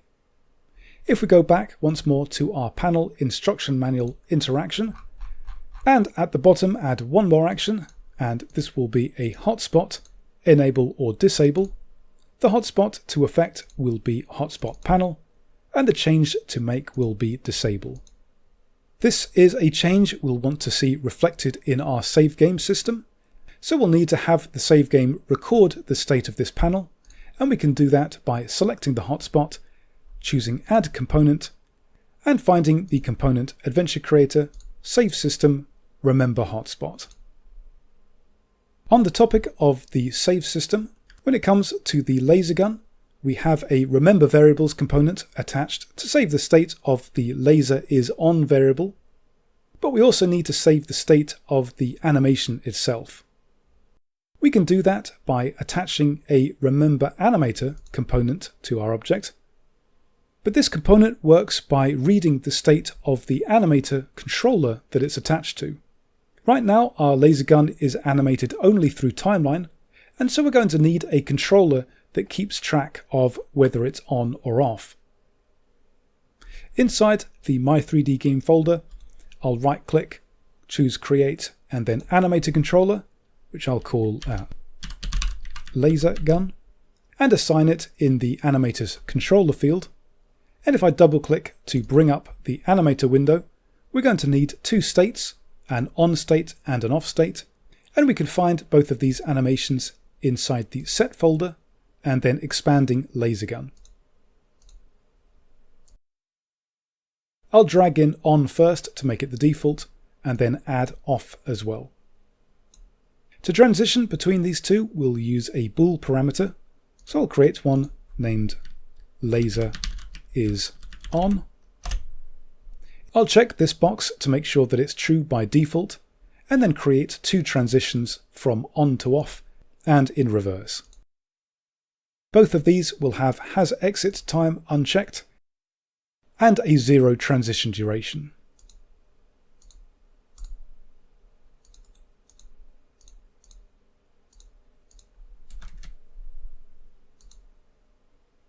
When the player uses the book on the panel and turns the laser off, we're going to need to update this parameter here, and one way to do that is to go back to our action list and add a new action, this time being an object animate action. I'll set the animation engine to Mechanim, And we can then supply the details such as the animator being laser gun, the parameter to effect being laser is on, the parameter type as bool, and leaving the set as value box unchecked. There is a more convenient way we can do this, however, and if we go back to the laser gun object, what we can do is synchronize the value of this laser is on variable with the value of our animator's laser is on parameter. For this to work, we'll need to make sure that both of these have exactly the same name, so I'll click on the variable, copy the text, and use that to update the parameters label. And then we just need to attach a component that can link the two together. We can find this by choosing Add Component, Adventure Creator, Logic, and then Link Variable to Animator. In this component, we need to supply the shared variable name. That's going to be laser is on, and we then assign the variables and animator components. If we test the game now, we'll see that we get this warning message in the console, just reminding us that the laser is on variable needs to support linking. So I'll come out of play mode, click on laser is on, and then set link to custom script.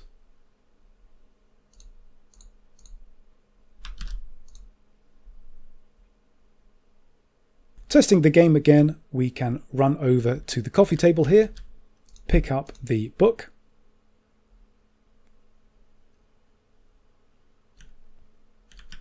and to demonstrate the save system, we can pause the game at this point by going to the pause menu, choosing save. If we then use the book on the panel here, the laser will turn off. At this point, the panel is no longer interactive, and if we go and talk to Brain,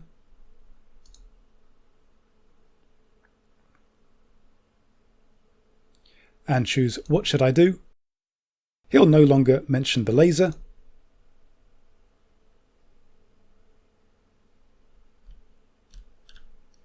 And if we save the game in another slot, we can load between the two games, and the animation state of the giant laser is being correctly loaded.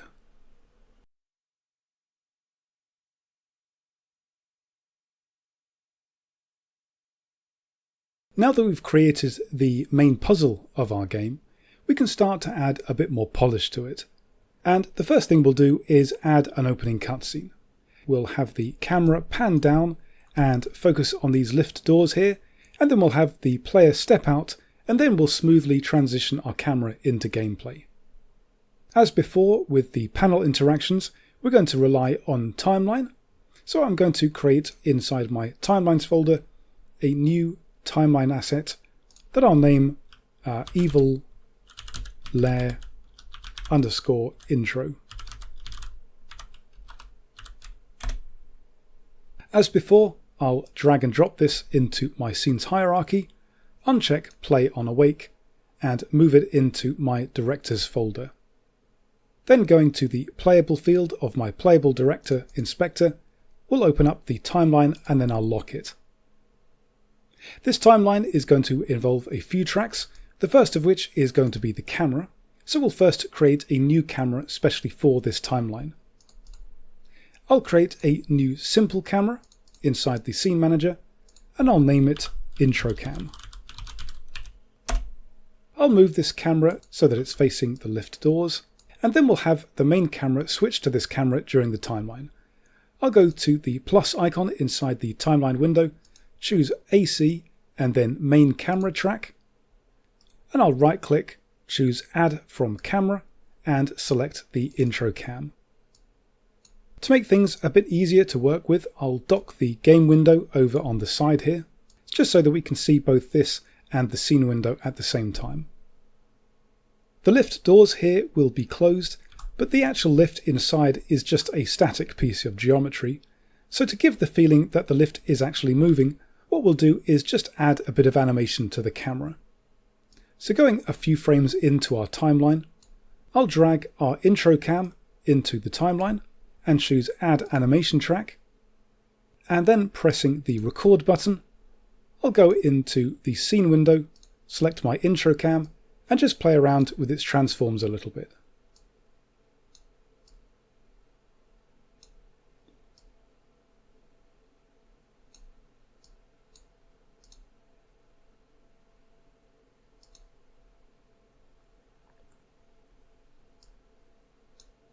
This looks to be about right, so I'll stop record mode, and then we'll animate the lift doors by finding the lift object inside our set geometry folder, and again I'll drag that in to create a new animation track. We have some animation clips for this object that we can use. We can find these in tutorial files, evil layer, and then set. And expanding the lift asset, we've got close, open, and shut animations. The shut animation is just a single frame animation that has the doors both shut, so I'll drag that in to begin with and expand the duration so that we can grab it and move it around. At the moment the camera settles, we'll have the doors play the open animation, and then after allowing some space for the player to walk through, we'll then close them with the close animation.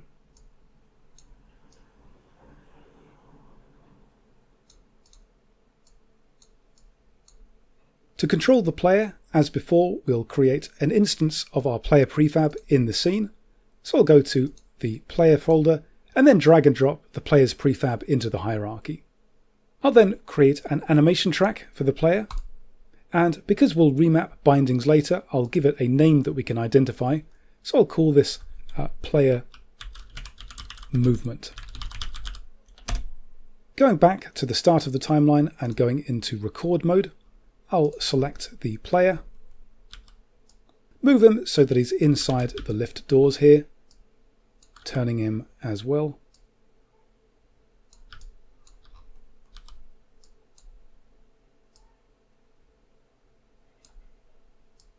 As the lift doors open, I'll add a new keyframe.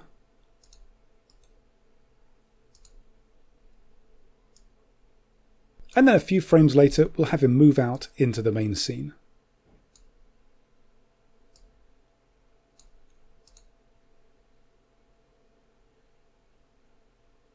Stopping recording, we'll then want to focus on the animation of the player. Right now he's just playing a single frame of his idle animation, and what we'll want is for his walk animation to play while he's moving in. One way to do this would be to create a second animation track for our player in which we manually control the idle and walk animations. But when it comes to characters that are just walking around, Adventure Creator is able to automate this using the character animation 3D track. And if I create a new track that is mapped to our player, I can right click and choose Add Character Animation 3D Shot and have it span the entire width of our timeline. This animation track type doesn't work in preview, but at runtime it should allow the player to transition to his walking animation based on the change in position between each frame. I should note that this only works for characters that do not have Apply Root Motion checked. Because we'll rebind this track later, I'll rename this one as well. So I'll select it and name it Player Animation. Before we call this done, we'll just go back to the camera for a moment. And the first thing I'll do is add a fade in effect when this timeline begins. And we can do that with an AC camera fade track. And if I create a new shot inside this from texture 2D, I can then select, for example, this black texture that will give us a full screen black effect whenever this track is active. And this means that we can create a fade effect just by giving an ease out duration.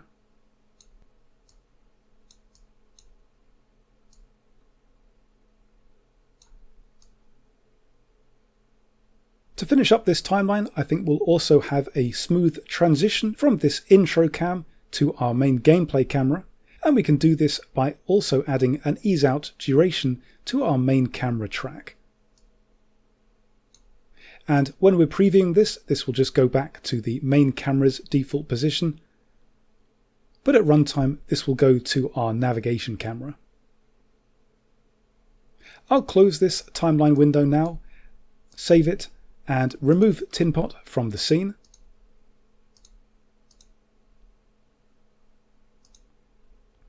And then we'll need an action list that runs this timeline. So I'll go back to my AC game editor, create a new cutscene, which I'll call intro. And opening up the action list editor, again we'll use an engine control timeline action. The director is going to be Evil Layer Intro. We'll remap the bindings, and because we've renamed our player tracks, these ones are easy to find. So I'll click on Player Movement and then Bind to Player, and then the same thing for Player Animation. I'll also check Wait Until Finish so that gameplay is not possible while this intro plays. And then to have this cutscene run when the scene begins, we can either attach the action list starter component to it, or we can just assign it in our Scene Manager's onStart cutscene field.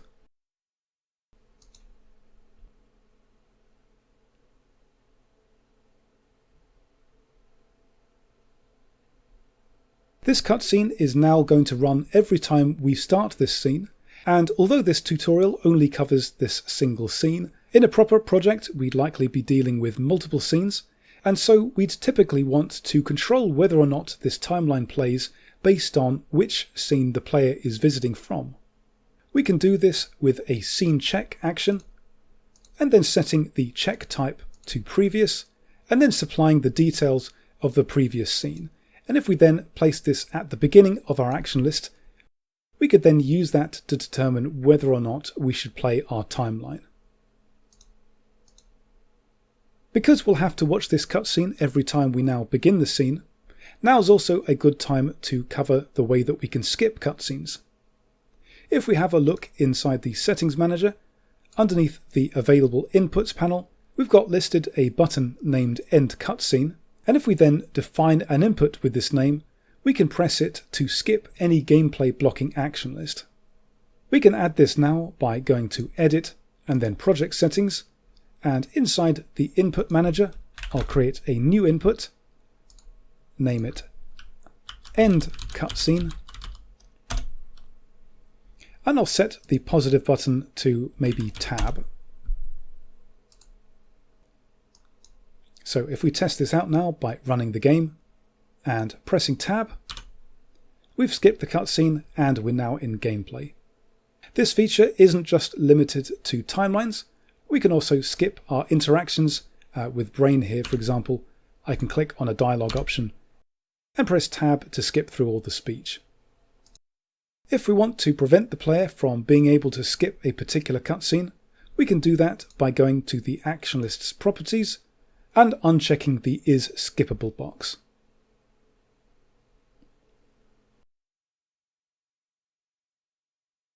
Carrying on with adding polish to our game, the camera system we're using while we're in gameplay is a little bit basic. We're able to follow the player as we move around the scene, but it's a little bit difficult to know where the camera is going to be, and it's limiting us in terms of what parts of the scene we're able to see. What we can do is replace this with a more modern over-the-shoulder camera, and we can create such a camera in the Scene Manager by clicking on Game Camera Third Person. This is a complex camera type, and the inspector for it reflects this. There are a lot of fields, and the best way to figure out most of these values is really just to enter play mode and have a play with them.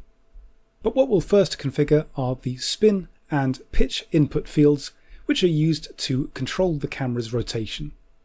Right now these are set to horizontal and vertical, which are the same as the player's movement keys, so we'll have these instead controlled by the mouse. Going back to our project settings and then Input Manager, Unity's default Input Manager has mouse X and mouse Y inputs, and these are mapped to the X and Y axes of the mouse. So I'll click on mouse X, select and copy that, and then paste that into the spin input box, and for pitch input I'll set it to mouse Y. We'll then need to set this camera as our scene's default by going to the top of the Scene Manager and setting our default camera from Navcam 1 to Game Camera Third Person. If we then run the scene, and after the intro has played, we then transition to this new game camera, and I can use the mouse to spin around and look up and down. Again, we have a lot of settings in our inspector that can be used to fine control exactly how things feel. I think for the moment though, I'll just increase the horizontal offset to about 0.4 so that it's a bit more over the shoulder.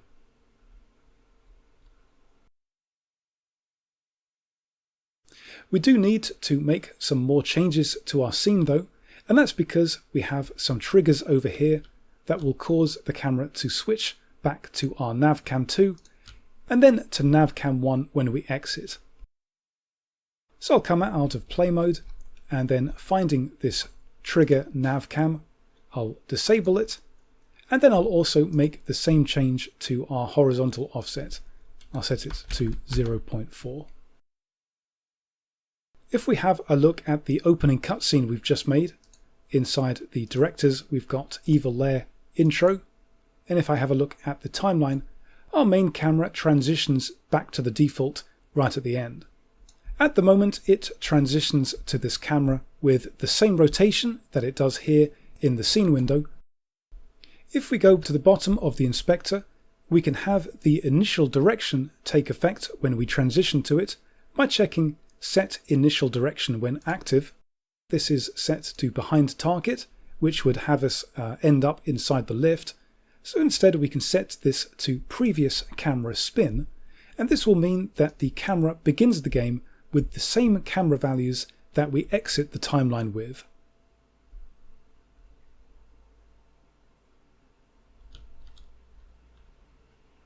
A quick note about skipping this timeline. In order to have this effect work when we skip the timeline, we just need to make sure that our main camera track has Cool's custom events checked. And this just means that if we skip the cutscene, like so, the third person camera has the correct rotation. If we now use our mouse to rotate the camera and have a look at the way that hotspots can be interacted with, we can hover over, for example, this chair here, and we can do so from quite a distance, and we can also do so through this wall here. To fix the distance issue, we can go to the Settings Manager, scrolling down, and then in the Raycast Settings panel, we can reduce the hotspot ray length to something lower, like 15. And in order for walls to block raycasts onto hotspots, they need to be on the same layer as the hotspot layer here, which is set to default. So if we have a look at this wall here, this is the platform game object. Earlier on we set this to navmesh, and this was necessary when demonstrating point and click movement, but since we're not using that, we can set it back to default, and our hotspots will no longer be interactive when they're behind something. Turning our attention back to the way the camera moves, it can get a bit awkward trying to select hotspots because the camera's moving at the same time as our cursor. What we can do is lock this cursor in the middle of the screen, and we can set this by default by going to the Settings Manager and underneath Interface Settings, checking Lock Cursor in Screen Center when game begins. If we want to hide the cursor when it's locked, we can do that with the option below. And if we scroll down back to available inputs, you can see that there's one named Toggle Cursor, and if we press this, then we can toggle between locking and unlocking the cursor. So let's try that now. We'll go to Edit Project Settings, increase the inputs size by 1, and I'll name this new one Toggle Cursor, and I'll set the positive button to Left Alt.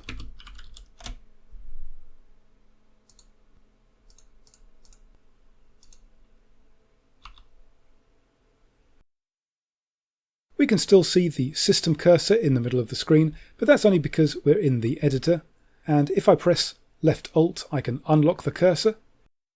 Right now you can see that we are still able to move the camera while the cursor is unlocked, but we can fix this by going back to the third-person cameras inspector and at the bottom check Input requires locked cursor. When it comes to selecting hotspots, at the moment when we try to interact with Brain here, for example, we can't do this until we come out of the locked cursor state, so I have to press left Alt to be able to select one of these options. There are a few ways that we could improve this, depending on what kind of game we're going for. One option would be to go to the interface settings and change the Select Interactions By field from clicking menu to cycling menu and clicking hotspot, and this would allow us to have a separate button that we can use to cycle through the different options. This kind of behavior is better for when we're using perhaps a gamepad, and if we're sticking with a mouse and keyboard, what we can also do is automatically unlock the cursor when the interaction menu opens. To do this, we can go to the menu manager, which stores all of the menus that make up our interface, and if we click on interaction, we can see that we can optionally assign a couple of action lists that run when the menu turns on and off. I'll create a couple of these and also make a special folder to put them in inside the My 3D Game folder called Action Lists.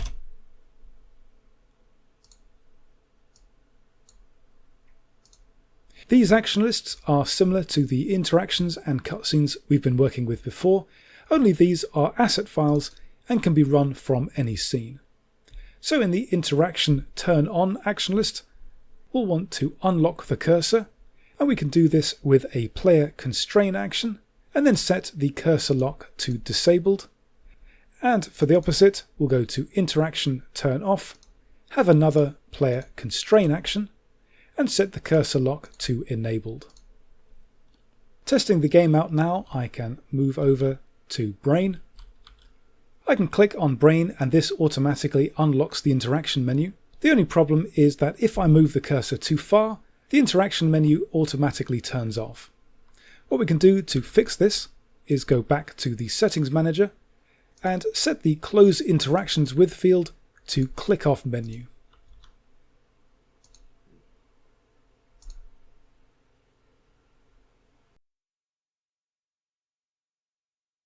Having switched to a more modern third-person camera helps to make this game feel a little bit more polished, but having to lock the cursor in the middle of the screen does make it feel a little bit awkward to select hotspots because we now have to position hotspots right in the center of the screen. Going back to our settings manager and then looking down at the hotspot settings, we have our hotspot detection method currently set to mouse over. And we can set this either to player vicinity, so that hotspots become interactive as we near them, or alternatively custom script. And this allows us to write scripts that cause hotspots to be selected by whatever means we need to. The Custom Interaction Systems chapter of the manual covers how this can be done, but we can also find a number of preset templates available on the Adventure Creator website. We can grab these by going to Adventure Creator, Online Resources, and then Downloads, and then on the Downloads page we can scroll down to find a number of UI templates. I'm going to download and make use of the Screen Space Hotspot Detection package, which is inspired by Revolution Software's recent Beyond a Steel Sky. Inside Unity I'll import the package, which you can see has a number of scripts and prefabs, which are then found in the Adventure Creator Downloads folder. The README file gives instructions on how to use this, but the main steps are to leave our hotspot detection method as custom script, and then place this screen space hotspot detection script in our scene. So I'll create a new empty object, call it hotspot detection, and attach the script as a component. This inspector comes with a few fields, but the default values are enough, and essentially it works by hotspots being interactive when they're positioned inside a circle on screen. We can run the game to test how things are going, and you can see as we approach this panel here, it becomes interactive even if the cursor is not directly over it. And this package also comes with its own hotspot and interaction menus that we can optionally make use of. To do so, I'll first go back to the Settings Manager and set both the See Interactions With field and the Close Interactions With to via script only. And again, the instructions for this are all in the README file. Next, we'll copy over the hotspot and interaction menus. So I'll go to my menu manager where we can see our current interaction and hotspot menus. What I'll do is, rather than delete them, I'll just keep them locked so that we can go back to them if we choose. I'll rename our existing interaction menu interaction_old, uncheck Start Game Locked Off, and I'll do the same thing for hotspot. To then copy over this package's version of these menus, we can change our menu manager's asset file temporarily to SSHD menu manager. Then click the cog icon beside the interaction menu to choose copy. Go back to our own My 3D Game menu manager, paste that in, and do the same thing for the hotspot menu.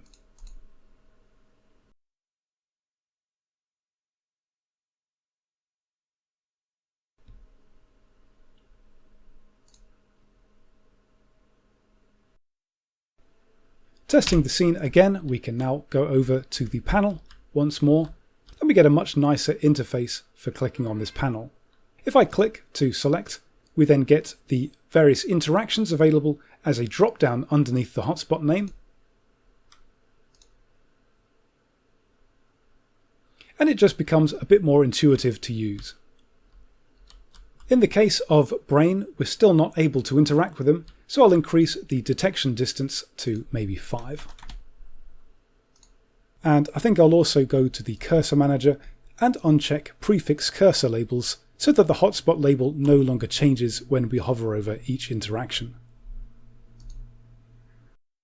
For something like the laser, which is up high, we might not necessarily want to increase the distance so far that we can reach it, because this will make other hotspots interactive from a distance as well.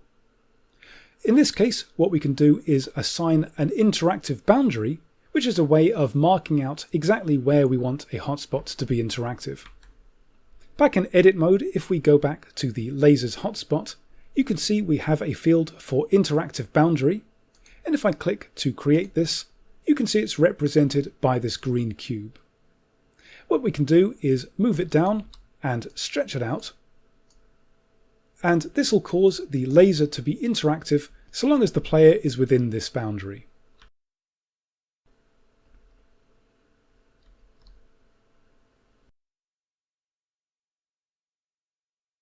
Let's turn our attention to the way speech is displayed and make our UI a little bit more consistent.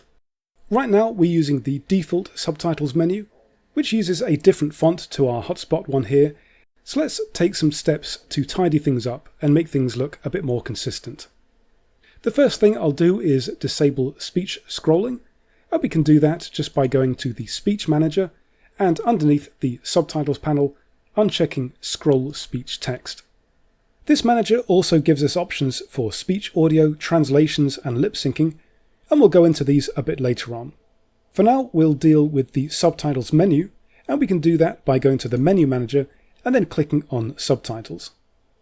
Adventure Creator's menu system works by defining menus that can appear at certain times, and inside those menus defining elements such as labels and buttons. Our Subtitles menu is set to appear when speech plays, and further down we can see that it has two elements, the first of which shows the name of the speaking character, and the second displays the speech text itself. Menus can be rendered in a couple of ways, and this is set in the Source option at the top.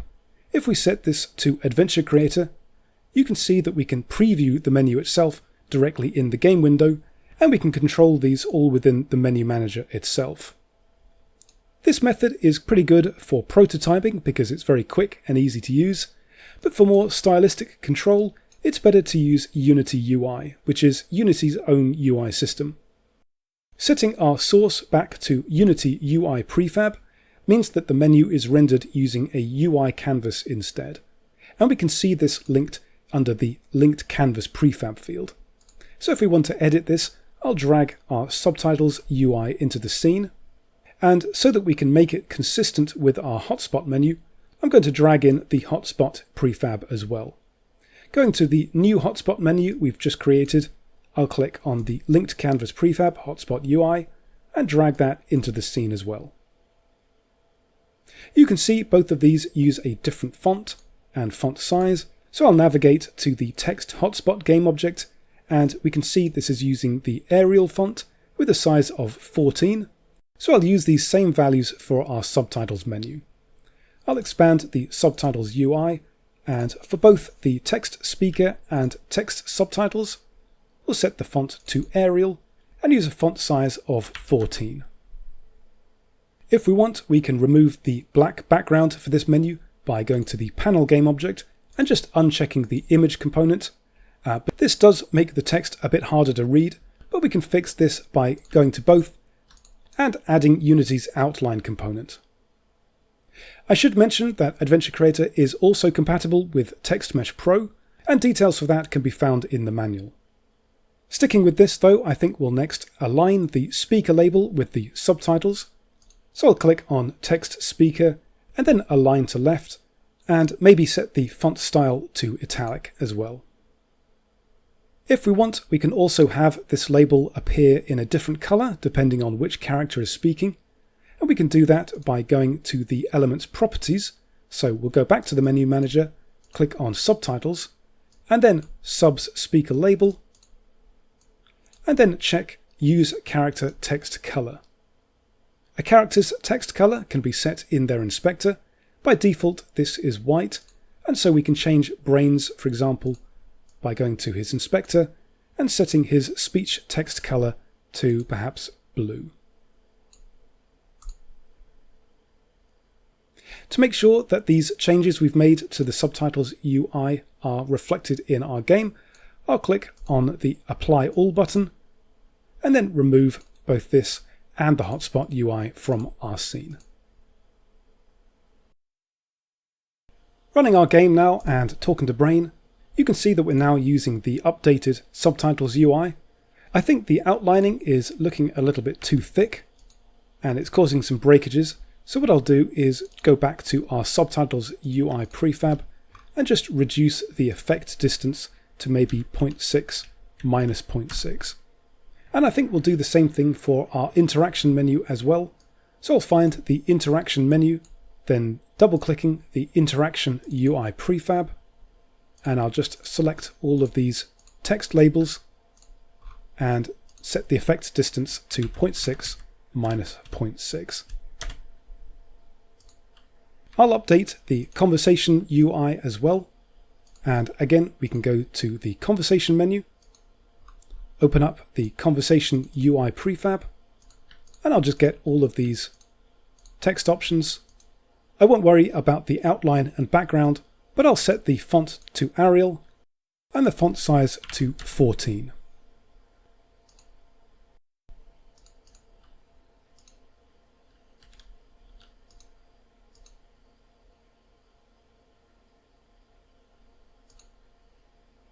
Now that we've updated our subtitles UI, you can see that the same UI is being used whenever Brain runs his background speech. And this gets a little bit intrusive, I suppose, when we're a little bit further away. We don't want to be reminded so clearly that Brain is speaking to us. And what we can do is rely on a separate menu for whenever a character speaks in the background. First of all, we can prevent background speech from being played in our regular subtitles UI by going to the menu manager, finding the subtitles menu, and then inside its properties, we'll set the For Speech of Type field to blocking only, and this will prevent background speech from showing.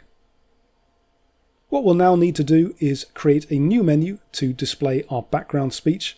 So I'll click on Create New Menu, and I'll name this Subtitles brackets background. It's worth mentioning that the order in which our menus are defined affects the order in which they're processed. And while it won't affect anything here, it is generally a good idea to keep the hotspot menu at the very bottom of this stack because its display might depend on other menus. And I'll do this by clicking on the cog icon to the right of it, choosing Rearrange, and then Move to Bottom. Going back to our Subtitles background menu, I'm going to set the source to Unity UI Prefab to keep it consistent with the others. The Appear type I'll set to When Speech Plays, only this time I'll set the For Speech of type to Background Only.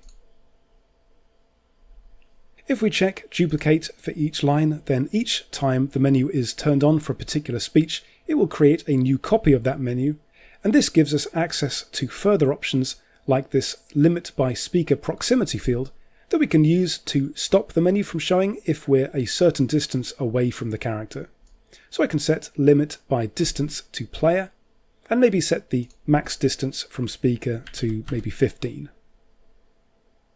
For this menu, we won't worry about showing the name of which character is speaking, we'll just show their speech text itself. So we'll just create a single element, and if we go down to the bottom, we can choose what element type we'll make. Speech comes from a label element, so I'll create a new label, and I'll name it Background Speech. Ignoring link text for the moment, I'll set the label type to Dialog Line. And one more thing I forgot, we'll set the menu's position type so that it always appears above the character speaking, and we can do this by setting the position type to Above Speaking Character. We then just need to create the Unity UI prefab and link it to this menu. So I'll create a new UI object by going to Game Object, UI, and then Canvas. And I'll name this Subtitles Background UI. Unity has also automatically created this Event System object, and Adventure Creator has its own, so I'll just delete this. If we go into 2D mode in the scene view and double click on our new canvas object, we can begin working on it. So I'll right click and choose Create Empty, and I'll name this Label Text. And then add Unity's text component. We can give it some sample text to work with, so I'll type in background speech goes here. And we can make this a bit easier to see by toggling the effects button at the top of the scene window. The font and font size fields are set to match what we had before, but if we go into the game window, you can see it's a lot smaller, and that's because our canvas scaler is using different values. So if I quickly go to the Subtitles UI prefab and copy over the component values for canvas scaler, go back to our Subtitles background UI and paste those values back in, then our background speech text will be of the same size. Again, this is a bit difficult to see in game, so again I'll go to our text object and add the component outline. And set the effect distance again to 0.6 and -0.6. We can increase the width of this text box to give us a bit more space to work with, and I'll also center the alignment.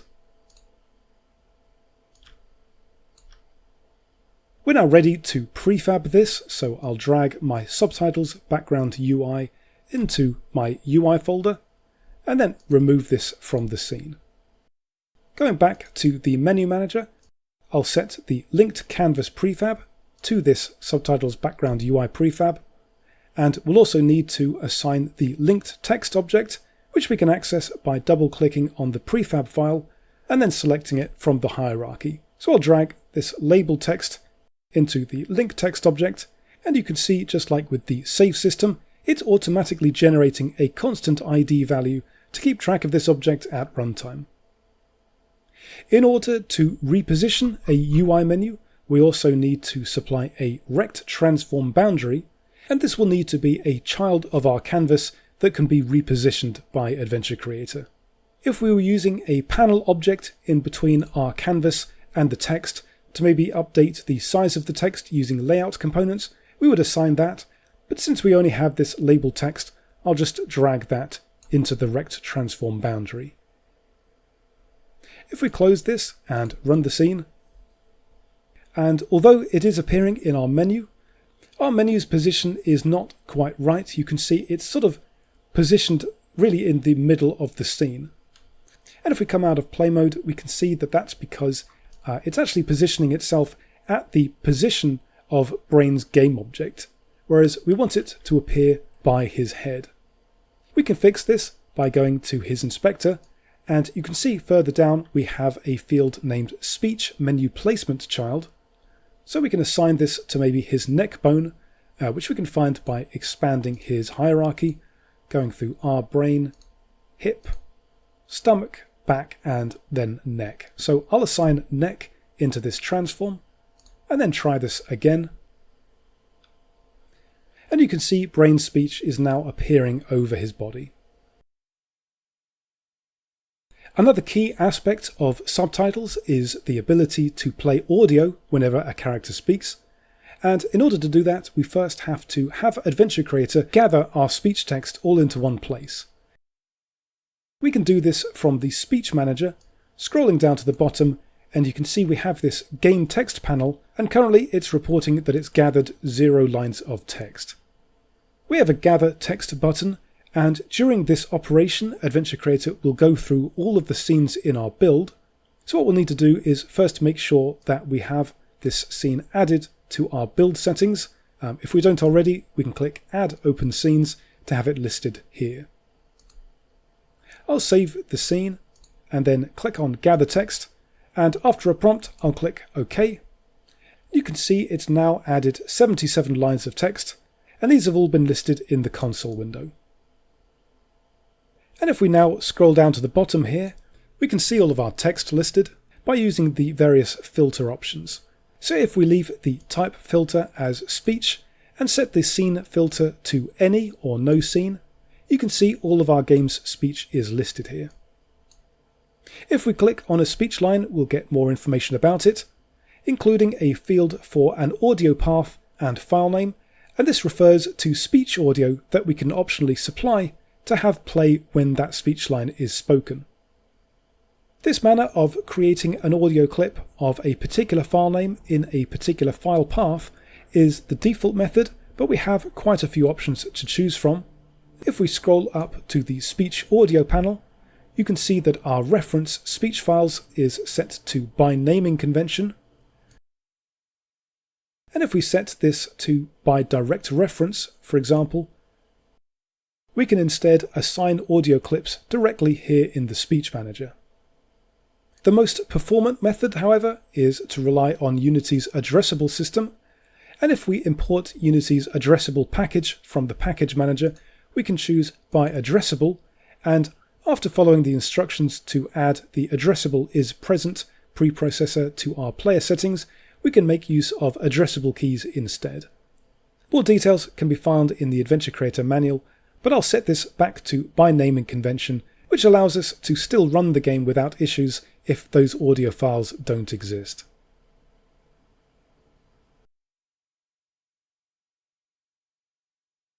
Gathering up our game text covers more than just speech, and in fact all of our game's text, including hotspot labels, inventory items and more are all included, and so this is the first step in creating translations.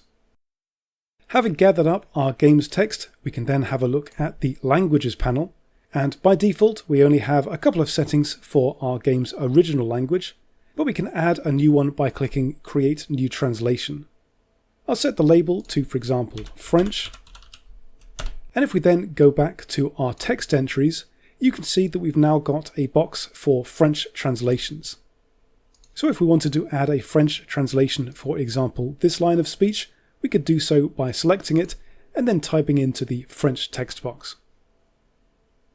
To make things a bit more convenient for translators, we can also do this all in bulk, and just above the filter options we can click Export Text to bring up the text export wizard, and this allows us to define what columns we want to export, as well as giving us some filtering and sorting options. And we can then click Export CSV to generate a CSV file that can be opened in spreadsheets such as OpenOffice or Microsoft Excel. And once we've made necessary changes, we can import that CSV back into Adventure Creator by clicking Import Text and then pointing to that file. If we click on the Create Script Sheet button, it's also possible to generate script sheets as HTML files, and these can be filtered by language or by character and so on. It's also possible to translate speech audio, and you can see, having created a new language, we're getting an audio path field for French inside each of our speech line properties. And this field is similarly affected by the reference speech files field, so if I set this to by direct reference, then our speech lines can have French clips assigned here in the Speech Manager.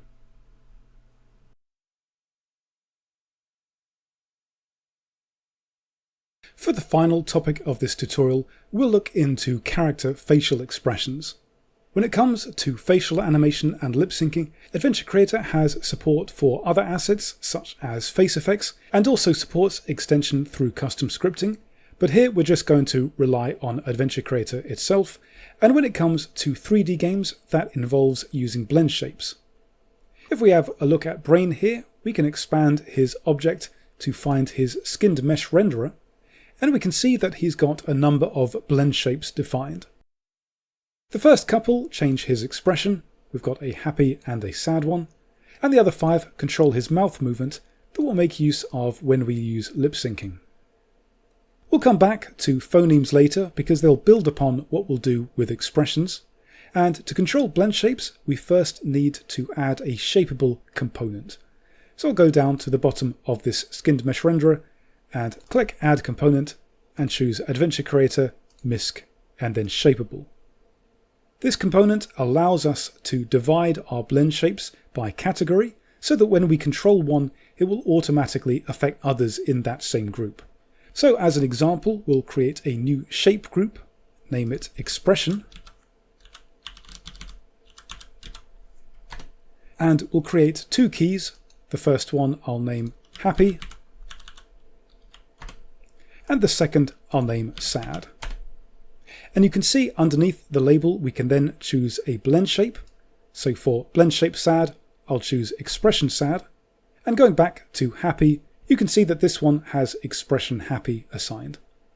We can assign multiple blend shapes to a shape key. So for example, I could click on add new blend shape here and assign a phoneme with a relative intensity. But for Brain, we only need 1 blend shape per key. Having created these shape keys means that we can now control them during actions. So for example, where we have our Brain talk to action list, let's just open that up now. We could add a new action of the type object blend shape, assign Brain's shapeable component, and we can use this to activate one of these shape keys and do it over a certain transition time. For convenience, there are a couple of other ways we can do this. The first method is to define expressions on the character that we can then make use of. We can do this by going to the NPC component, and at the bottom we can check Use Expressions, and then add a couple of new expressions, and we just need to make sure that these match the names of the keys we made earlier. So for the first, I'll name it Happy, and for the second, I'll name Sad. You can see that both of these have a texture field that we can assign, and these are used if we rely on portrait graphics that appear as part of our subtitles menu.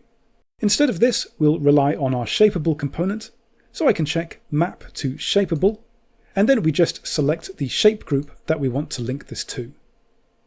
With these expressions defined, we can then activate them using tokens inserted inside speech text.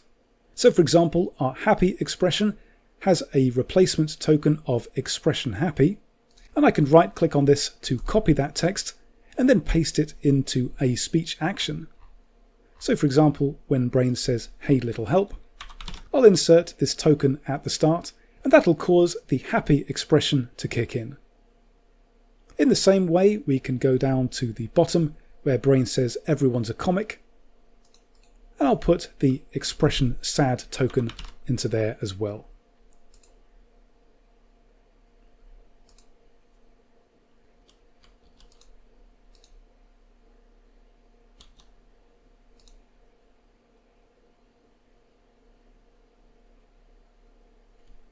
Shape keys can also be controlled through timeline, and this is especially useful if we're making cinematic games where timing is very important. As an example, we'll go to our panel use director, open up the timeline for it, because this is where Brain nearly gets lasered. And to control his shape keys here, we can go to the plus icon and choose AC Shapeable Track. I'll assign Brain's shapeable component into the field, and then we can right click and choose Add Shapeable Shot, reduce the time and add a bit of blending. And then in its inspector, we just need to assign a group and key ID for it.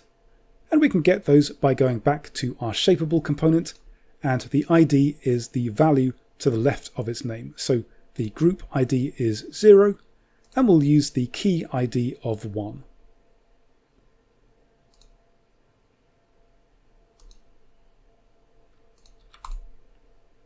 This track type only works at runtime, it won't work in preview, but in game Brain will now look a little bit more appropriately scared. When it comes to lip syncing, we can rely on a similar process for our phoneme blend shapes, but we first need to configure the way in which lip syncing is processed. We can do this from the speech manager. Lip syncing is a two-step process. The first step is to extract or generate phoneme data for a character's line of dialogue, and the second step is to process that on a model or texture. Lip syncing is currently set to off, but we can choose where AC gets its phoneme data from. If we want, we can make use of a number of third-party applications to generate phoneme data, such as Pamela. But the easiest, though perhaps not the most accurate way, is to rely just on the speech text itself. We then choose what we want to perform lip syncing on. Portrait refers to a character's portrait graphics that could be set to display in a subtitles menu, but here we're going to affect blend shapes, so we can set this to portrait and game object. We then need to click Edit Phonemes to bring up the Phonemes editor, and it's here that we break our phonemes down into specific animation frames.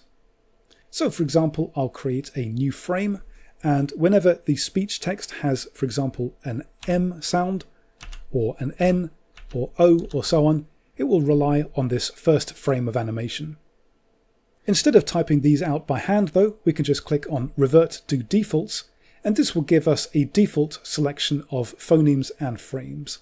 And these all correspond to the phoneme blend shapes on Brain's model.